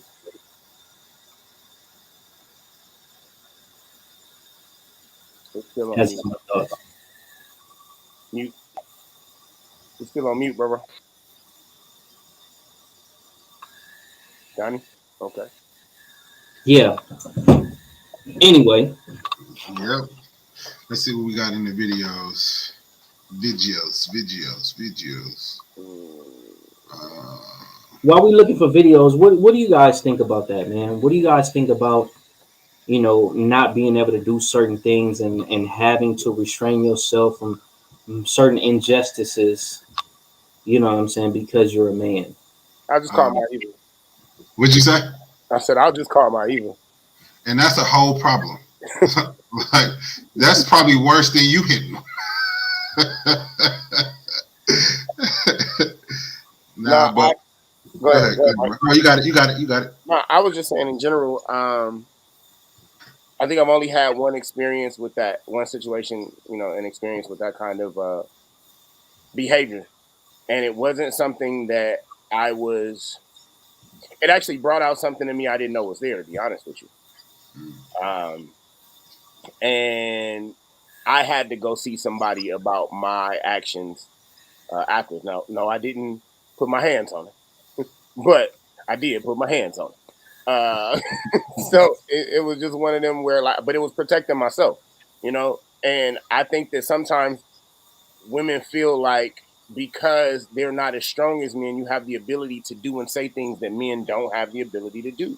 And you feel like there's not, because really, you know, when it comes to the law, we kind of take an L with that. So, I mean, your options seem fewer than theirs. It's not. It shouldn't be. But your options seem fewer. But I refuse to be in a situation or deal with people in general that put me in that place. Yeah, for me, I always think of last resort. If it's a situation I'm in, like Dub said, and I have to defend myself, that's exactly what the fuck I'm gonna do. I'm not gonna try to put you in the hospital, you know what I'm saying? But if it's no walk away, it's no nothing, yada yada yada, you know, you have to defend yourself at all times, as they say in boxing. You know, go ahead, bro. No, I was saying I agree. I feel like it shouldn't be pressed to last resort. I feel like people need to take responsibility and accountability for their actions. It shouldn't have to just be last resort. I feel like, you know, whether it be physical, whether it be mental, you don't intentionally try to hurt somebody. You know what I'm saying? If you intentionally try to hurt somebody, you get what you got coming. You know what I'm saying? Like, it's for me, it's not going to be those last resorts. Now, I may walk away. You know what I'm saying? And that walk away meaning, you know, me, I won't deal with you ever again. And I don't care how many apologies or I'm sorry or this or that you come with. You know what I'm saying? If you make me walk away, because I'm not a person that's just easily just gonna walk away from people. So if you put me in that situation where I'm gonna have to walk away from you, I'm gonna walk away from you, period. Now, you know what I'm saying? If it does get to that physical point, you know what I'm saying? I may give you a pass once, you know what I'm saying? You may hit me in my arm or hit me in my chest. I'm gonna tell you, hey, leave me alone, keep your hands to yourself, get the fuck away from me. You know what I'm saying? If you hit me in my face or you hit me in my nuts, that means you intentionally trying to hurt me. So you gonna get the business. You know what I'm saying? And hey, whatever it is, if I train for what I do. I train to defend myself. So if I do some type of, you know what I'm saying, move that's gonna make you hurt real bad, you deserve it because you put your hands on me. Period, point blank. You intentionally tried to hurt me, so you gonna get it. It's like, ain't nobody say, oh, you get punched in the face by a woman, so it's a woman, so you should be able to take it. No, getting punched in the face by anybody is not right. Getting your feelings hurt by somebody, you know what I'm saying, is not right. People shouldn't intentionally do something like that. You need to be held accountable for your actions. Period. That's just my thoughts. All right. I don't see any argument. So y'all ready for the next video? Go. Argue with a nigga that kicks Mike and hurts him. Right. I'm good. What? No, don't. You forgot a part. I had full pads on. Again. So listen, let me put the disclaimer out there. I don't put my hands on people. You know what I'm saying? I don't just go and be punching on people and doing stuff just for nothing. If I, you know what I'm saying, like you, you do. No, that's what I was going to say. Listen, I saw what you did to Donnie. This is what I'm about to say. So that's okay. So people around me, that's a form of love. That's love. We don't have to. I feel this is abuse right now. Don't lie to me. That's abusive. That's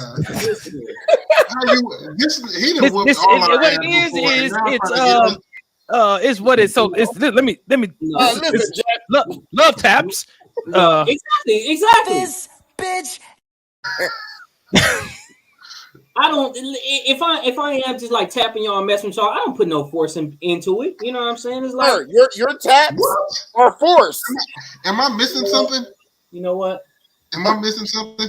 Jesus take the wheel because these niggas is. I think my cracked ribs would beg to differ. His brother's you had on delusional. the pad and you agreed to holding the pads. Right or wrong? Wow.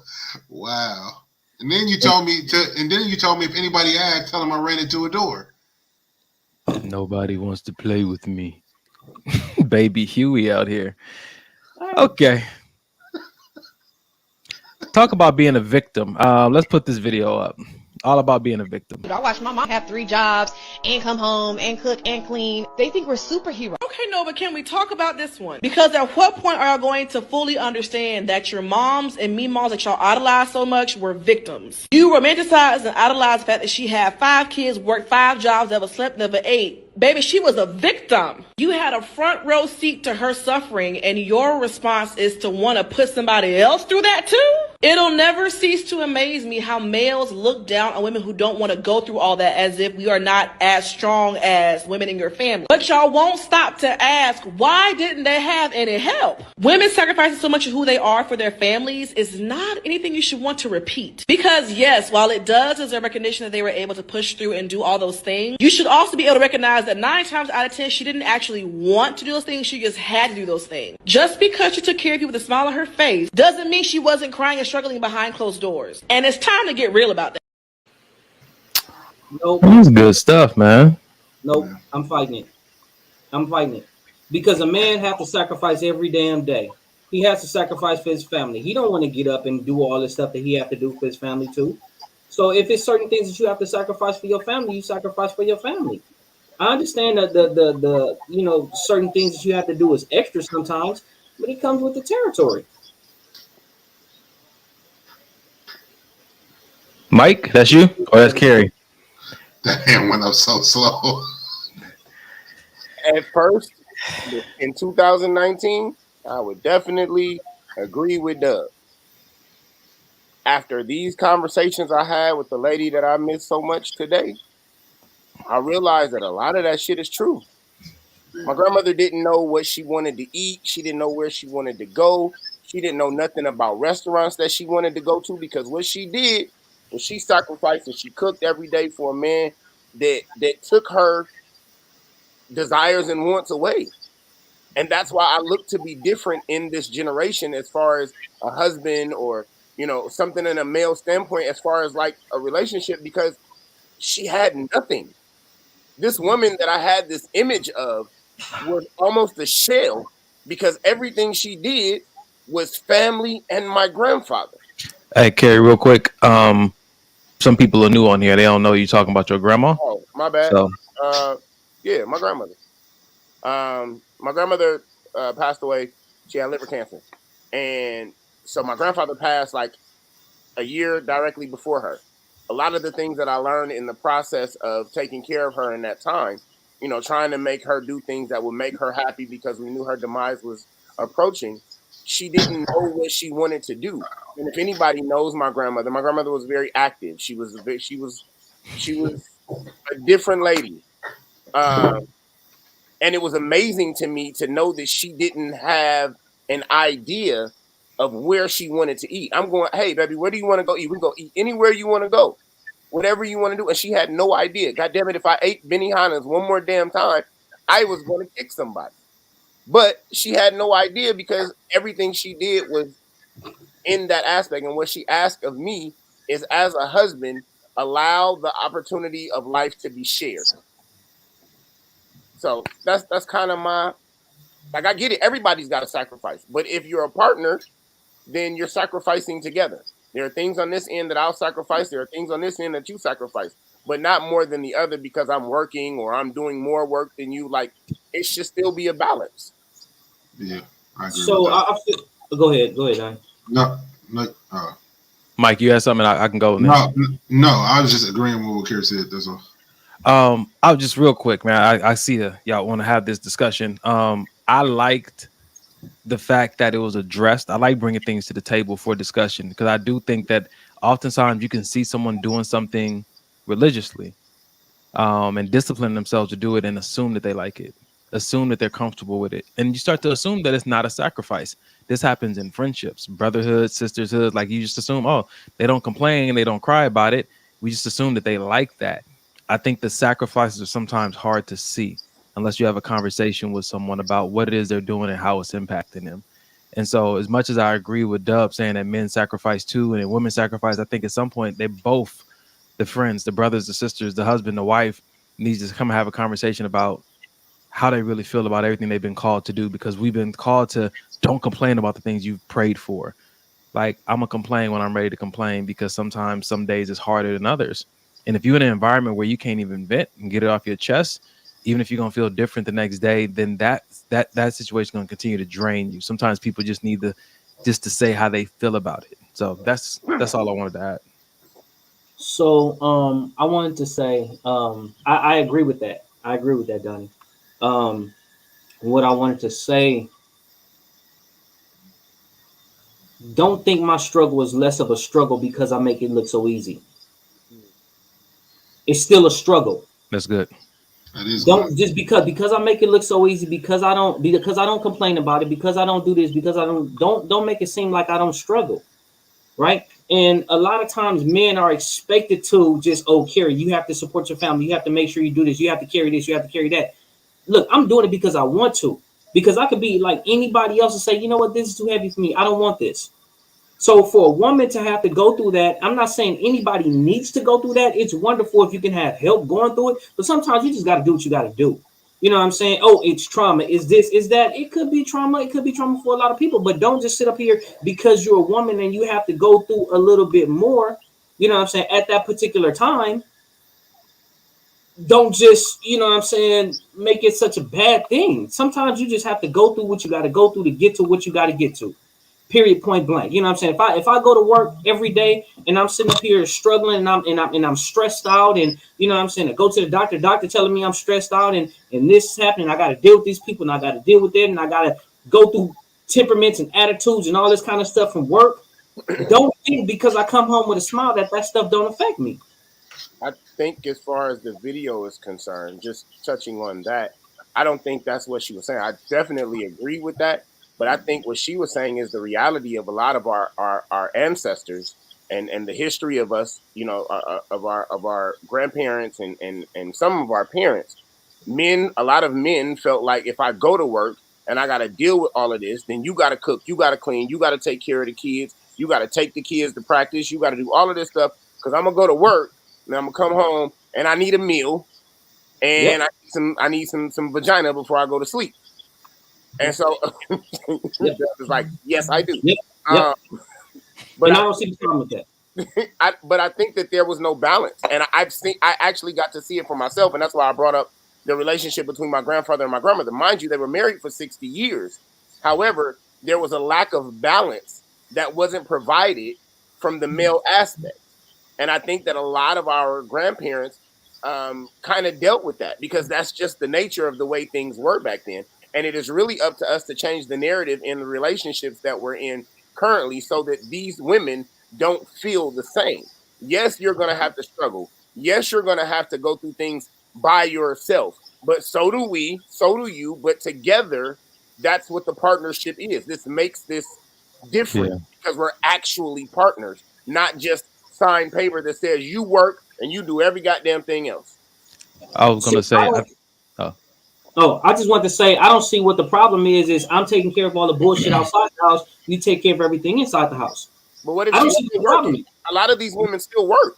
They still have jobs and they came home and they had to take care of all of the other things while men worked and came home and did whatever it is that they felt like until they went to sleep. My father cooked. He was a guy who cooked. Ralph's got on his nerves, but on nights where he came home and Yolanda had to deal with California Edison and she just didn't feel like it, he got his ass in the kitchen and made something to eat. My grandfather didn't make a meal for my grandmother until she got sick and he had to make her eggs and toast in the morning. I think if I work 10 hours a day and my woman works 10 hours a day, you know, I need to find some time during the week to make her load a little bit easier if she has to work 10 hours a day and come home and work another 4 or 5 hours at home. I just think that's only fair. This is a partnership. We partners in crime, or you know what I mean? We on the same team. So if I can do something to make life a little bit easier, I'm willing to do that because I love you, not because I have to, but because I love you. And this is who I chose.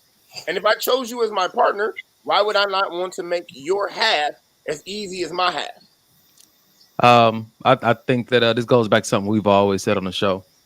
Whatever works for those two people.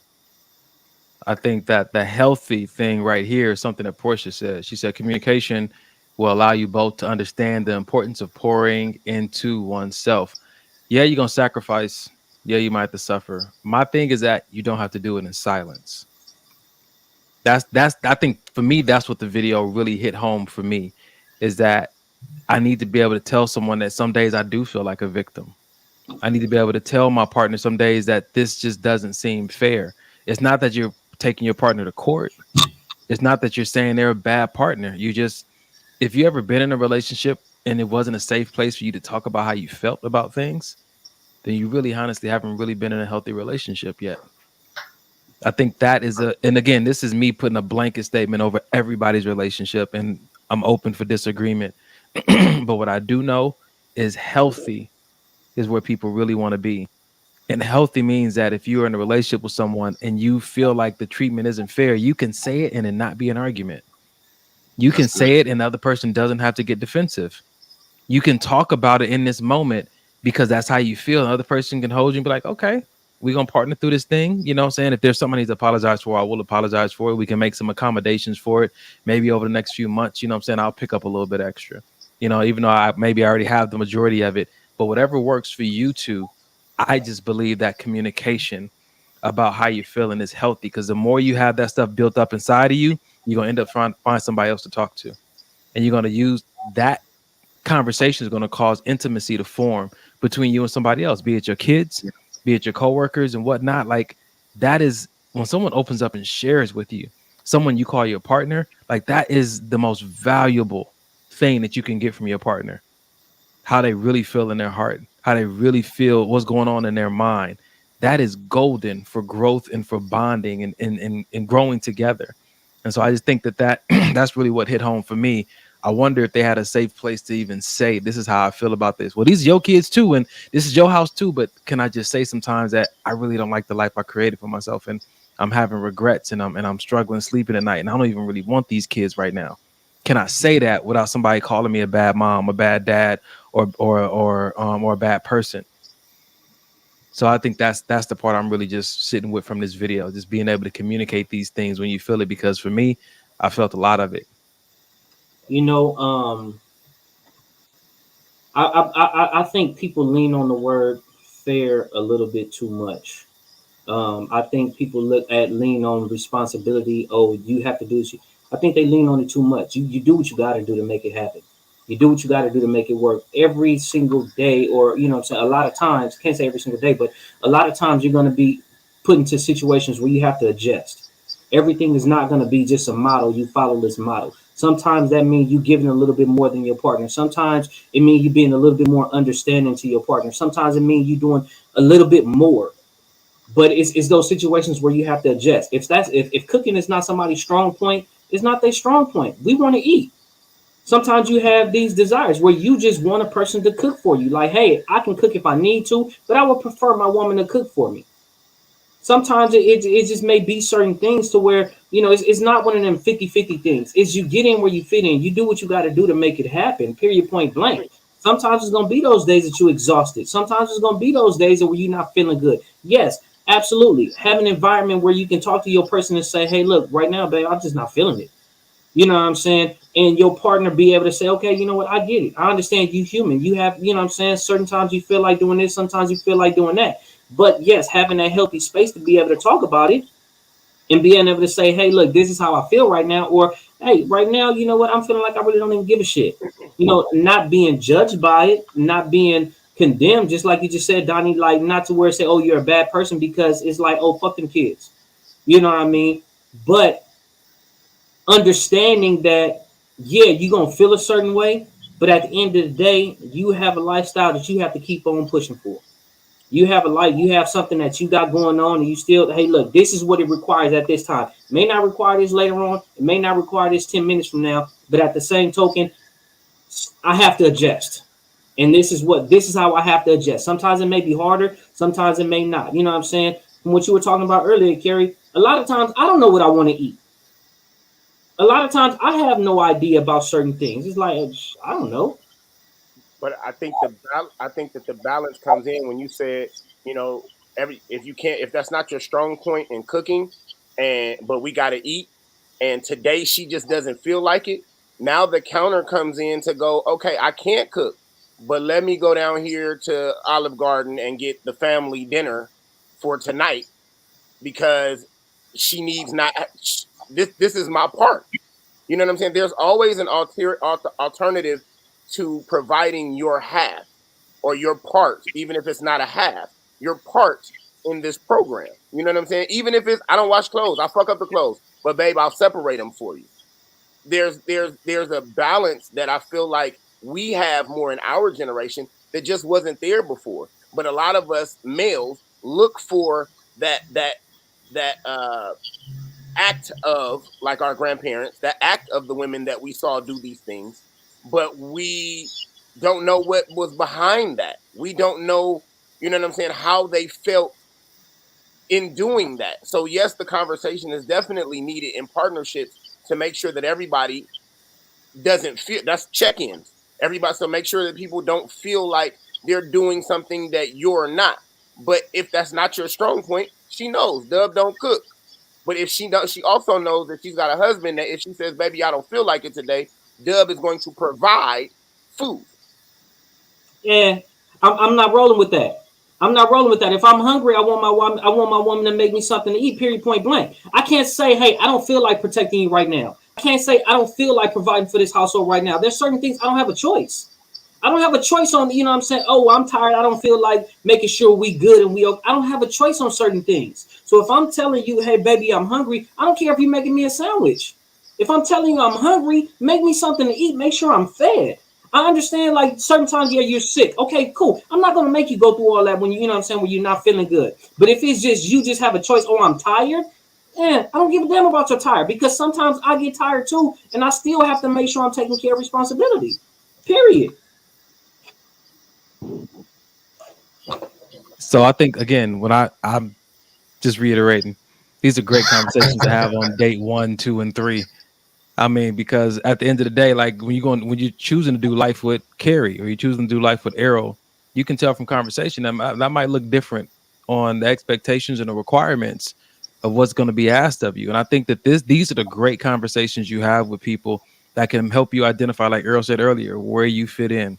Because if you are already feeling some type of way from the conversation that Carrie is having or Errol is having, you're like, okay, bro, well, it's cool. It's cool to be friends. It's cool. And I'm going to pray that you find that person. I think that these are the great, transparent, vulnerable conversations that we need to have with people early on, so that their hopes can get in check.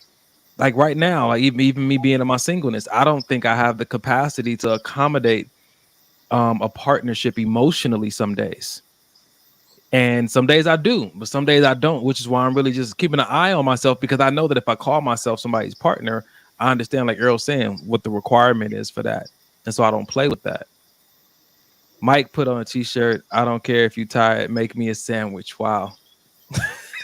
Wow. So this is my thoughts about it, right? I want to make sure my family is good. Something that I want to do.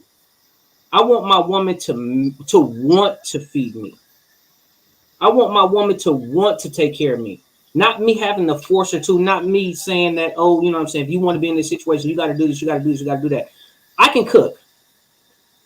If I wanted to cook for her, I could.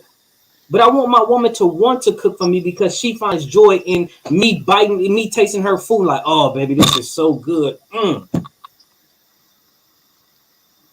It's one of those things to where it's like I don't know. It's just me, I guess. I don't know. The idea that I have of how my life is and where it's going to head, and if I do decide to do the marriage thing, what it's going to look like. The position I put myself in as far as responsibilities and requirements and the yoke that I'm gonna carry, I'm looking for that in my wife as well, to carry that same kind of yoke. So you guys know, hanging out with me for any length of time, I rely on God heavily, you know what I'm saying, for a lot of things. I'm looking for favor, I'm looking for advantage. And so this struggle life that we sometimes talk about, I don't think that applies to me. And I can be delusional, but sometimes that's just my faith. And so when I think about all this toil and stuff that we sometimes prepare ourselves for, I don't think that's what God has prepared for his children. I think that's one of the advantages of having a relationship with him. I can understand why other people absent of him will go through that, but not with him. It just doesn't seem to make much sense to me. Yeah, people struggled and suffered in the Bible, going through certain situations. But I do believe, man, like these kind of conversations really can help you understand, like, man, I'm not fit for this person. And that's what I just keep coming back to. It doesn't matter who you want. You may not be a good fit for that person. And I feel like these are the conversations that really help you identify that, man. So I just keep reiterating the same thing because I just want this to get into people's heads. Like, have this kind of conversation with someone. I'll say this, and this is the last thing I'm gonna say based on this. Lies. No, it is, because I'm tired of talking about this shit. I don't care if you're tired. Make me a sandwich.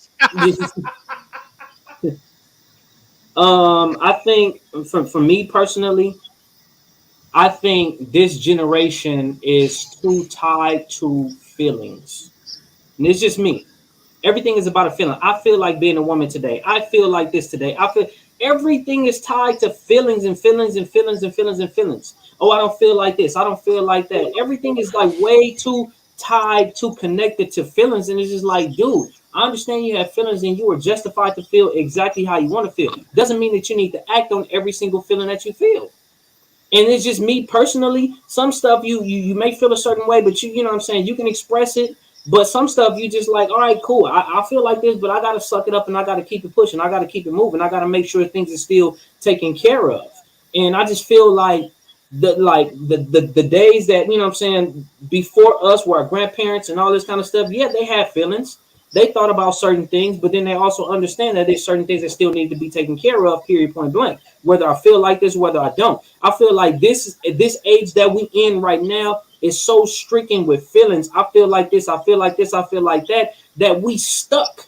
We stuck having to accommodate everybody's feelings in every single situation. And if we don't accommodate everybody's feelings in every situation, it's going to be a movement about it. It's going to be some type of political agenda about it. It's going to be so, you know what I'm saying? Oh, stand behind us strong women. No, everything doesn't have to be every decision based on a feeling. So what do you think? What would be your advice for people who have all these feelings? What should they do with them?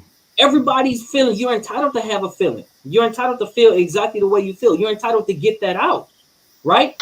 I'm not saying you can't feel how you feel. You're entitled to. You have those feelings for a reason. But I'm just saying every feeling doesn't need to be acted on. The world doesn't have to move based on everybody's feelings. And so right are you talking about them having feelings or them having an entitlement to people having to accommodate their feelings? The entitlement. Okay. You're entitled. You are able to feel whatever it is that you feel. Doesn't mean because you feel that way that I have to act on your feelings. Doesn't mean that my world have to adjust because you feel like this. I can hear you. But they can say the same thing to you. Absolutely. 1000%. If I tell somebody my feelings, I'm telling my feelings. Whatever happens after that is what happens after that. But right. I feel like right now we're in the world to where people are just so much about feelings that it's just like, oh, well, this is how I feel. I'm feeling. Everything has to move based on feeling. Sometimes you just don't feel like doing shit, but you got to do it anyway. Why? Because it's the world that we're in. It's your quote unquote package that's put together. This is your life. This is what you have to do to be in or stay in or get to the life that you either do or you want for yourself. There's a lot of times I don't feel like doing certain things. I think that what you said though, sometimes these feelings and these movements that start, they do change the world. They change governments, they change laws, they change injustices. Right. And so it's like, who's to say which feelings are valid, which ones are important enough for mankind, and which ones you should just shut up about? Do a self-check first. With anything, you know what I'm saying, do a self-check. Am I feeling like this because I'm in my feelings, because I'm just thinking like this, or am I really being reasonable? So you Everything think that people are qualified to do their own self-check to that degree, or do they need to go see someone or talk to someone? First off, before you even get to the point of seeing somebody, a lot of people just want to run and see somebody because they didn't choose to stand in the mirror and do a self-check, period. So what does that look like? Look at your own shit. Smell yourself first. When you going out, if you going out somewhere, you smell, or if you out somewhere, you smell yourself first to see if you stink. It shouldn't have to take other people to say, hey, you stink.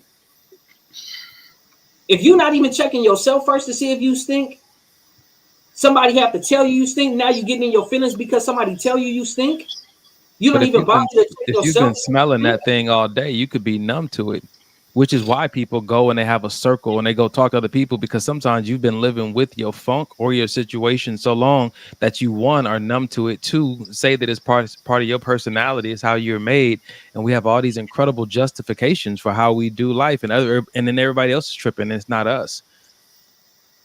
It's not to say that everybody is tripping, it's not to say that they're not tripping, but once again, you need to check yourself first, and then even without just checking yourself first and getting back to the whole feelings thing, you know what I'm saying? Just because you feel a certain way, that doesn't mean that that's gold. Doesn't mean that everybody feels the same way. Doesn't mean that everything needs to be changed. Yeah, there are certain things that we need to change in society that's just fucked up, but then there's also things that we change in society that makes things fucked up. Sometimes we change things in society that's making it worse than what it was before.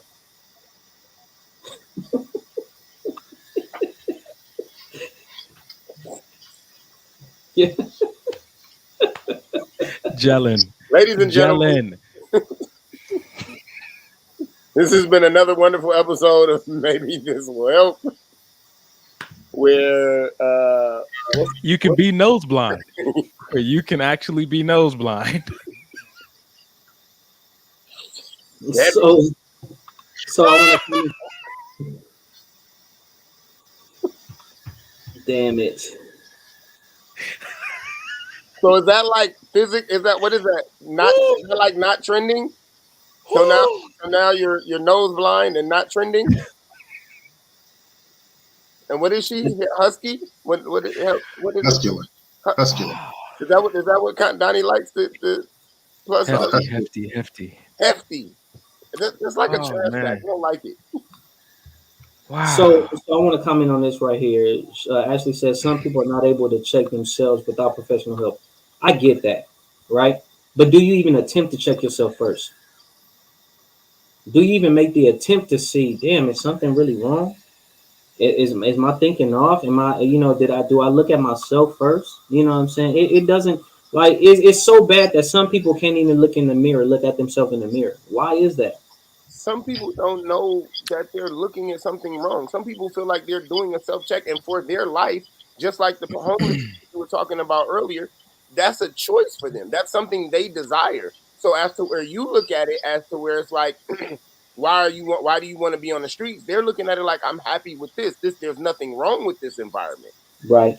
But in order to function within where you are, something may have to change. But that's not where they are. Right. But with that being the case, don't force somebody, because if you're happy where you are, don't force somebody to want to be happy where you are. Don't try to force the change. Don't try to force the world to change to make sure that now everybody is happy where you are. So I'll say this, man. This is where this conversation is really around, for me, around where people get broken. This is where people break from carrying a weight they were never intended to carry. It wasn't for them. This is not your cross. A lot of these things that I hear Dub saying that, this has to get done. It's the world we live in. That's not our cross to bear. I think that if we want to give people practical insight on what a self-check looks like, what happened? I hate Randall. A great philosopher once said, I don't see nothing wrong. Damn it, R. Kelly. Okay, next. All right, Randall, you can be the first person to try this practical approach to a self-check. I think this is the way it works, man. Your mirror is not your physical mirror. Your mirror is the word of God. The Bible talks about a person looking in the word of God and getting the insight, going off and doing something different, like they just forgot their own reflection. I say it this way. If you look at what God tells you to do in the Bible, what he's asked you to do in the Bible, that's what you should be able to do. If for any reason you can't seem to do that, that's how you know something's wrong. If it says that love is this, and this is what he's telling you to do, to honor and forgive and do these things, he is the one who's created you. So he knows what you're actually capable of and what you actually should be carrying. If you see yourself carrying or trying to do something he didn't tell you to worry about, like trying to be super successful or outdo the person next to you, that's a weight you're choosing to carry that could be breaking you. If he didn't put that mandate on you to make that man a sandwich every time he's hungry, that's a weight that you put on you. If he didn't make that mandate to make sure you protect every person in his household, or did he tell you that I would make sure I protect them? Like, we have to understand that sometimes this weight that we carry is because that is us telling us that this is my responsibility on this earth. Our creator didn't tell us that. So if you want to do a real self-check, get in the word of God, look at the things he said for you to do, and understand that he's partnered with you, that when you're weak, he will be your strength. He didn't say you have to press harder to try to do it. He said, lean on me. I'll be your strength in that weakness. And so this is just me, and this is what I believe from my God. But if you partner with someone who believes like that, then you guys aren't just looking at each other to get it done. You're actually including a third person. 2 cents. I agree. Would y'all like that's kind of like what you were saying when we were having our men's thing about trying to be this real man type of situation. We're trying to satisfy every single person's definition of a man, or of a godly man, or of a good husband, or of a father, when in reality the only person who has a heaven and hell to put you in, the only person who has the right to tell you how to live this life is the one who gave it to you, and the one that re-gave it to you when he died and rose from the dead. So all these people that we're trying to impress and all these things that we're trying to get from our effort, sometimes it's futile, because God never said we had to do all that to have success, to have a happy marriage, to have a happy wife, to have a healthy body. He broke it down for us, like Dub told us a few weeks ago. Keep the Sabbath. I can't keep the Sabbath, man. I got to do this and do that. But Dub was saying like how God introduced that to him. God is showing you the life hack. He's showing you how this life doesn't have to be that heavy. But if we don't want to follow that, we want to carry our own weight, then we have to live with those consequences on our own. It's good stuff. I just think sometimes life is just heavy, period. You know what I'm saying? Like certain things that we just have to go through and we just have to do. And I stand by that. You know, taxes. I don't want to pay taxes, but do I have a choice? No, I don't have a choice. You know what I'm saying? Do I want to tax free? Yes, you do have a choice. Man, listen, exactly. There's repercussions. So exactly. So even when it comes to life, like there's certain things like, oh, I don't feel like doing this. Yeah, you cannot do it, but there's always going to be something that's going to be attached to you doing something or you not doing something. So when I say you just don't have a choice, it is what it is. You just got to do it because that's just the way it is. At that particular point, your choice is either doing it, taking care of whatever it is that you got to take care of at that particular point in time, or you know what I'm saying, not having that whole situation. Certain things you just have to do. And it's, you know what I'm saying, yeah, you want to meet your partner where you meet your partner at, you know what I mean? You want to pick up the slack where you can and adjust it, because that's going to be your life partner. You want life to be as easy as possible for both of you two. But with that being the case, we understand that everybody have thoughts, everybody have feelings, everybody have emotions. Sometimes you have to cater to your person a little bit more, and sometimes you have to do a little bit more. You know what I'm saying? Sometimes I have to love you more. Sometimes I have to be a little bit more patient. Sometimes I have to do this. It's not always going to be just a 50-50 or this is the way it goes. And sometimes I may not feel like cooking. I don't want to cook, but I have to do it. You know what I'm saying? I love cleaning. I don't have a problem with cleaning. You know what I mean? I love cleaning. I get in there and clean the shit out of something. You know what I mean? That may be my area to help my woman out. When I have my kids, I'm going to love playing with my kids. I'm going to love doing these things. So no matter how tired I am when I come home from work to see my babies, oh, Dad, that's going to give me life. You know what I'm saying? So at that point, you're not going to have to take care of everything. Once I get home, yeah, I can help take care of my babies too. Yeah, I can make sure you're okay too. But then there's also other certain things that I just want in place for me in my life, that I want in place that, hey, look, babe, I want you to want to take care of me. I don't want you taking care of me to be like a chore. That's just my thought.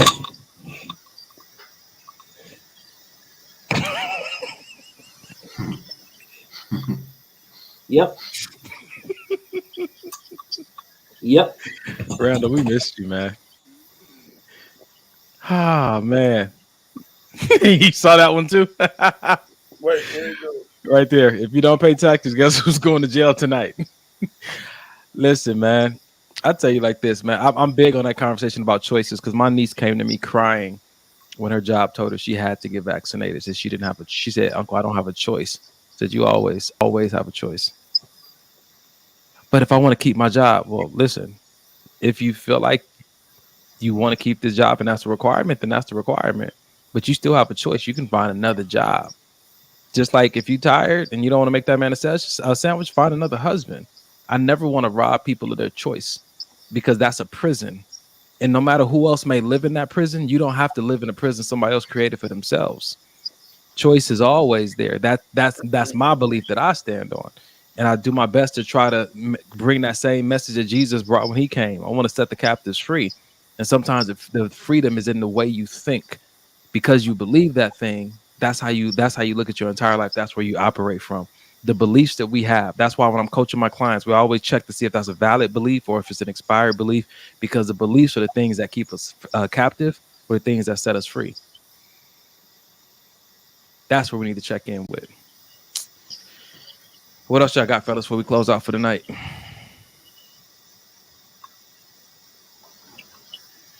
The banter tonight. A lot of different viewpoints. Allowed us all to look at things differently. I enjoy it tonight. Okay, cool.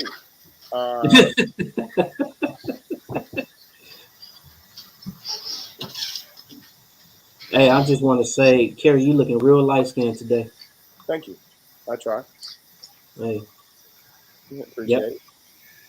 I might I add, you kind of got a little tan over there today. You see it? You see it? Hey, I'm just saying. You're looking real Mike-ish over there, buddy. Hey, you see it? What's that? Huh? What's that? Sky is the limit. There's a cloud. I'll explain. It's the subtle flex for me, man. Every single time, this brother just. Oh man, I'm just, you guys, we're all different, but we all have attachments in some way, shape, form, or fashion, and we all inspire each other to do things differently, think differently, move differently, and that was just one of the things that I did while I was in Vegas. I never get a tattoo without intention, and this side says, of course, the group tattoo here and now, but this says sky is the limit, so it just kind of puts it together for me, and I'm gonna add some more stuff that be present about what you do. Ladies and gentlemen, if you have a brother that subtly flexes on you and you just have a hard time emotionally processing that, you can call it a 24-hour mental health line. Again, if you have a brother that subtly flexes on you, suddenly and subtly flexes on you with new tattoos, and then tells you we'll talk about it later. 1-800-854. These two dudes over here randomly get Picassos on them, and then we want to talk about this little thing right here. Picasso. Picasso artworks. Ladies and gentlemen, what we like to do every night that we have the show is leave you with a little bit of help. In case by some miracle you didn't get any help tonight, there's another resource. It's our Hail Mary play. You can call the 24-hour mental health line. It's 1-800-854-7771. 1-800-854-7771. If you need to talk to somebody, get in a support group, get a counselor or a therapist, or maybe you can just develop a skill set. Like Earl said earlier, I want to sit down and talk to somebody about learning how to respond instead of react. This is a good place to find a mental health resource that you're looking for. If it's daddy issues or mommy issues, this is a good place to get on the path to find and help you're looking for. Sometimes you might get connected with a support group of people who might be, maybe you're trying to recover from alcohol abuse, or you're just having thoughts that you don't really like that keep you up awake at night. You can get connected with a group of people who might end up being your new best friends or your new circle. Because when you get a chance to do life with people who understand you, life is a lot sweeter. Because you have to do a whole bunch of explanation and translation. So this might actually be the connection to you've been praying for more like-minded people who understand my struggle, people who get me. You know, it may not even be about you going to therapy to get over any kind of trauma. It just may be a connecting point for like-minded people that you can start to do life with on a consistent basis. So that number is 1-800-854-7771, 1-800-854-7771. I want to say this last thing before these brothers check back in. It's something the guys put on my heart for like 3 weeks now. Actually, I'll read it to you because it comes to moments like these when we get a chance to, when someone gives us a resource or an opportunity and we don't take advantage of it because we feel some type of way. He told me that trying to avoid embarrassment, you'll hit regret. To avoid regret, you have to confront embarrassment. So the things on the table in situations like this are embarrassment or regret. And oftentimes we don't want to call or we don't want to tell somebody we did this because we're going to be embarrassed. But that's the way you run into regret because something inside of you is telling you to do it. But if you want to be able to confront regret, you have to face this embarrassment. You want to avoid regret, you need to face the embarrassment. And you realize that embarrassment ain't what you think it is. Their public opinion doesn't really matter. It's not keeping you alive and it can't kill you. So go ahead and do what you know needs to be done. Get connected where you need to get connected. See yourself set free. See yourself upgrade your entire lineage and start to experience the other side of life that you hear the other people are living, but you've never experienced for yourself. It's sweet. It is sweet. It's a lot sweeter than a lot of people are telling you. But God is just that good that those who believe and trust in him, that he'll make a pathway where no one seemed to see a pathway. Psalm 77:19. His way led through the sea, a way no one knew was there. He has that reserved for every person that put their faith in him. So just want to put those two pieces together, the puzzle. Fellas, y'all got anything else before we get out of here tonight? Nothing. Wait, I do. I got it. If you don't have your mama, I love you. If you do have your mama, I love you. If you're not talking to your mama, go fix that shit. That's it. It's good stuff, though. Real talk. But you don't know what she did. It don't matter. Because when you can't, you don't know how you're going to feel. And that feeling, that shit sucks. I don't care. My relationship with my mother was amazing. But not being able to talk to her, not being able to tell her, not being able to, that shit sucks. So people, don't waste time. You never know. You could be helping her. No one is ever too old to learn, to be helped, to be changed. It could be all her fault. But your honoring comes from when you fix that. Thank you. Yeah. It doesn't have to be a relationship. It can be your part, so it's not on your end. You responsible for you. Mike Duck. Good. Good. Happy Mother's Day, man. To the mothers, to the women that have stepped in and taken care of somebody else's kids, to the grandmothers. We love you, Jay. Yeah, man. It's you guys are a blessing. Sometimes I know it seems like your work doesn't seem appreciated, but we appreciate you. At least the four gentlemen on this show appreciate you. Speak for yourself. No, I'm just kidding. And let's show that, man. I just want to set an intention on myself just to continue to show that. Not to discount anybody else or any other position, but let's make sure we verbally show appreciation to the mothers that we do know, the ones we see in public, on the street, just at work. Just that nod or that extra word of encouragement I'm sure it can go a long way. Right. Amen and amen. Amen to that. All right. Who gonna pray us out of here? Chia. All right, I got it then. Everybody's eyes was down. I'll do it. My bad. You can't stop a DJ. It's just in the background. All right, so we're gonna close out like this, ladies and gentlemen. There are 3 frogs that was on a branch over the river. one decided to jump in, how many frogs were left on the branch? I didn't even pay attention to you when you started talking about frogs. I'm sorry. Me neither. I checked out completely. All right, check back in. It was 3 frogs on a branch over a river. One decided to jump in. How many frogs were left on the branch?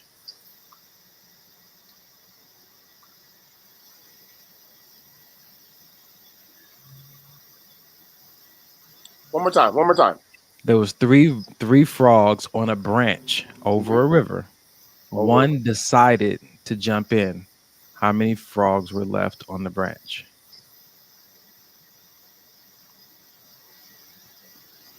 Three. Yeah, I was about to say 3. Could that 3 be, you know what I'm saying, the one that decided to jump in? Was it past tense? Are you saying when you first began, you said there were 3 frogs on the branch? So that jump in the river could have been. It's 2. My thing is that he decided. He didn't say he did it. He just said he decided. I can make a decision and not actually do it. That's the point. That's what he said today. He said we decide within ourselves, but until we actually do something about it, it ain't gonna impact our world. People decide that they're gonna stop drinking. They decide that they're gonna do better in their marriage. They decide they're gonna stop cheating. They decide, they're gonna get up in the morning and go to the gym, and all that stuff is great. But you're still sitting on that branch until you do it. That's good. So my word of encouragement today is just do it. It depends. Does the frog turn into a prince?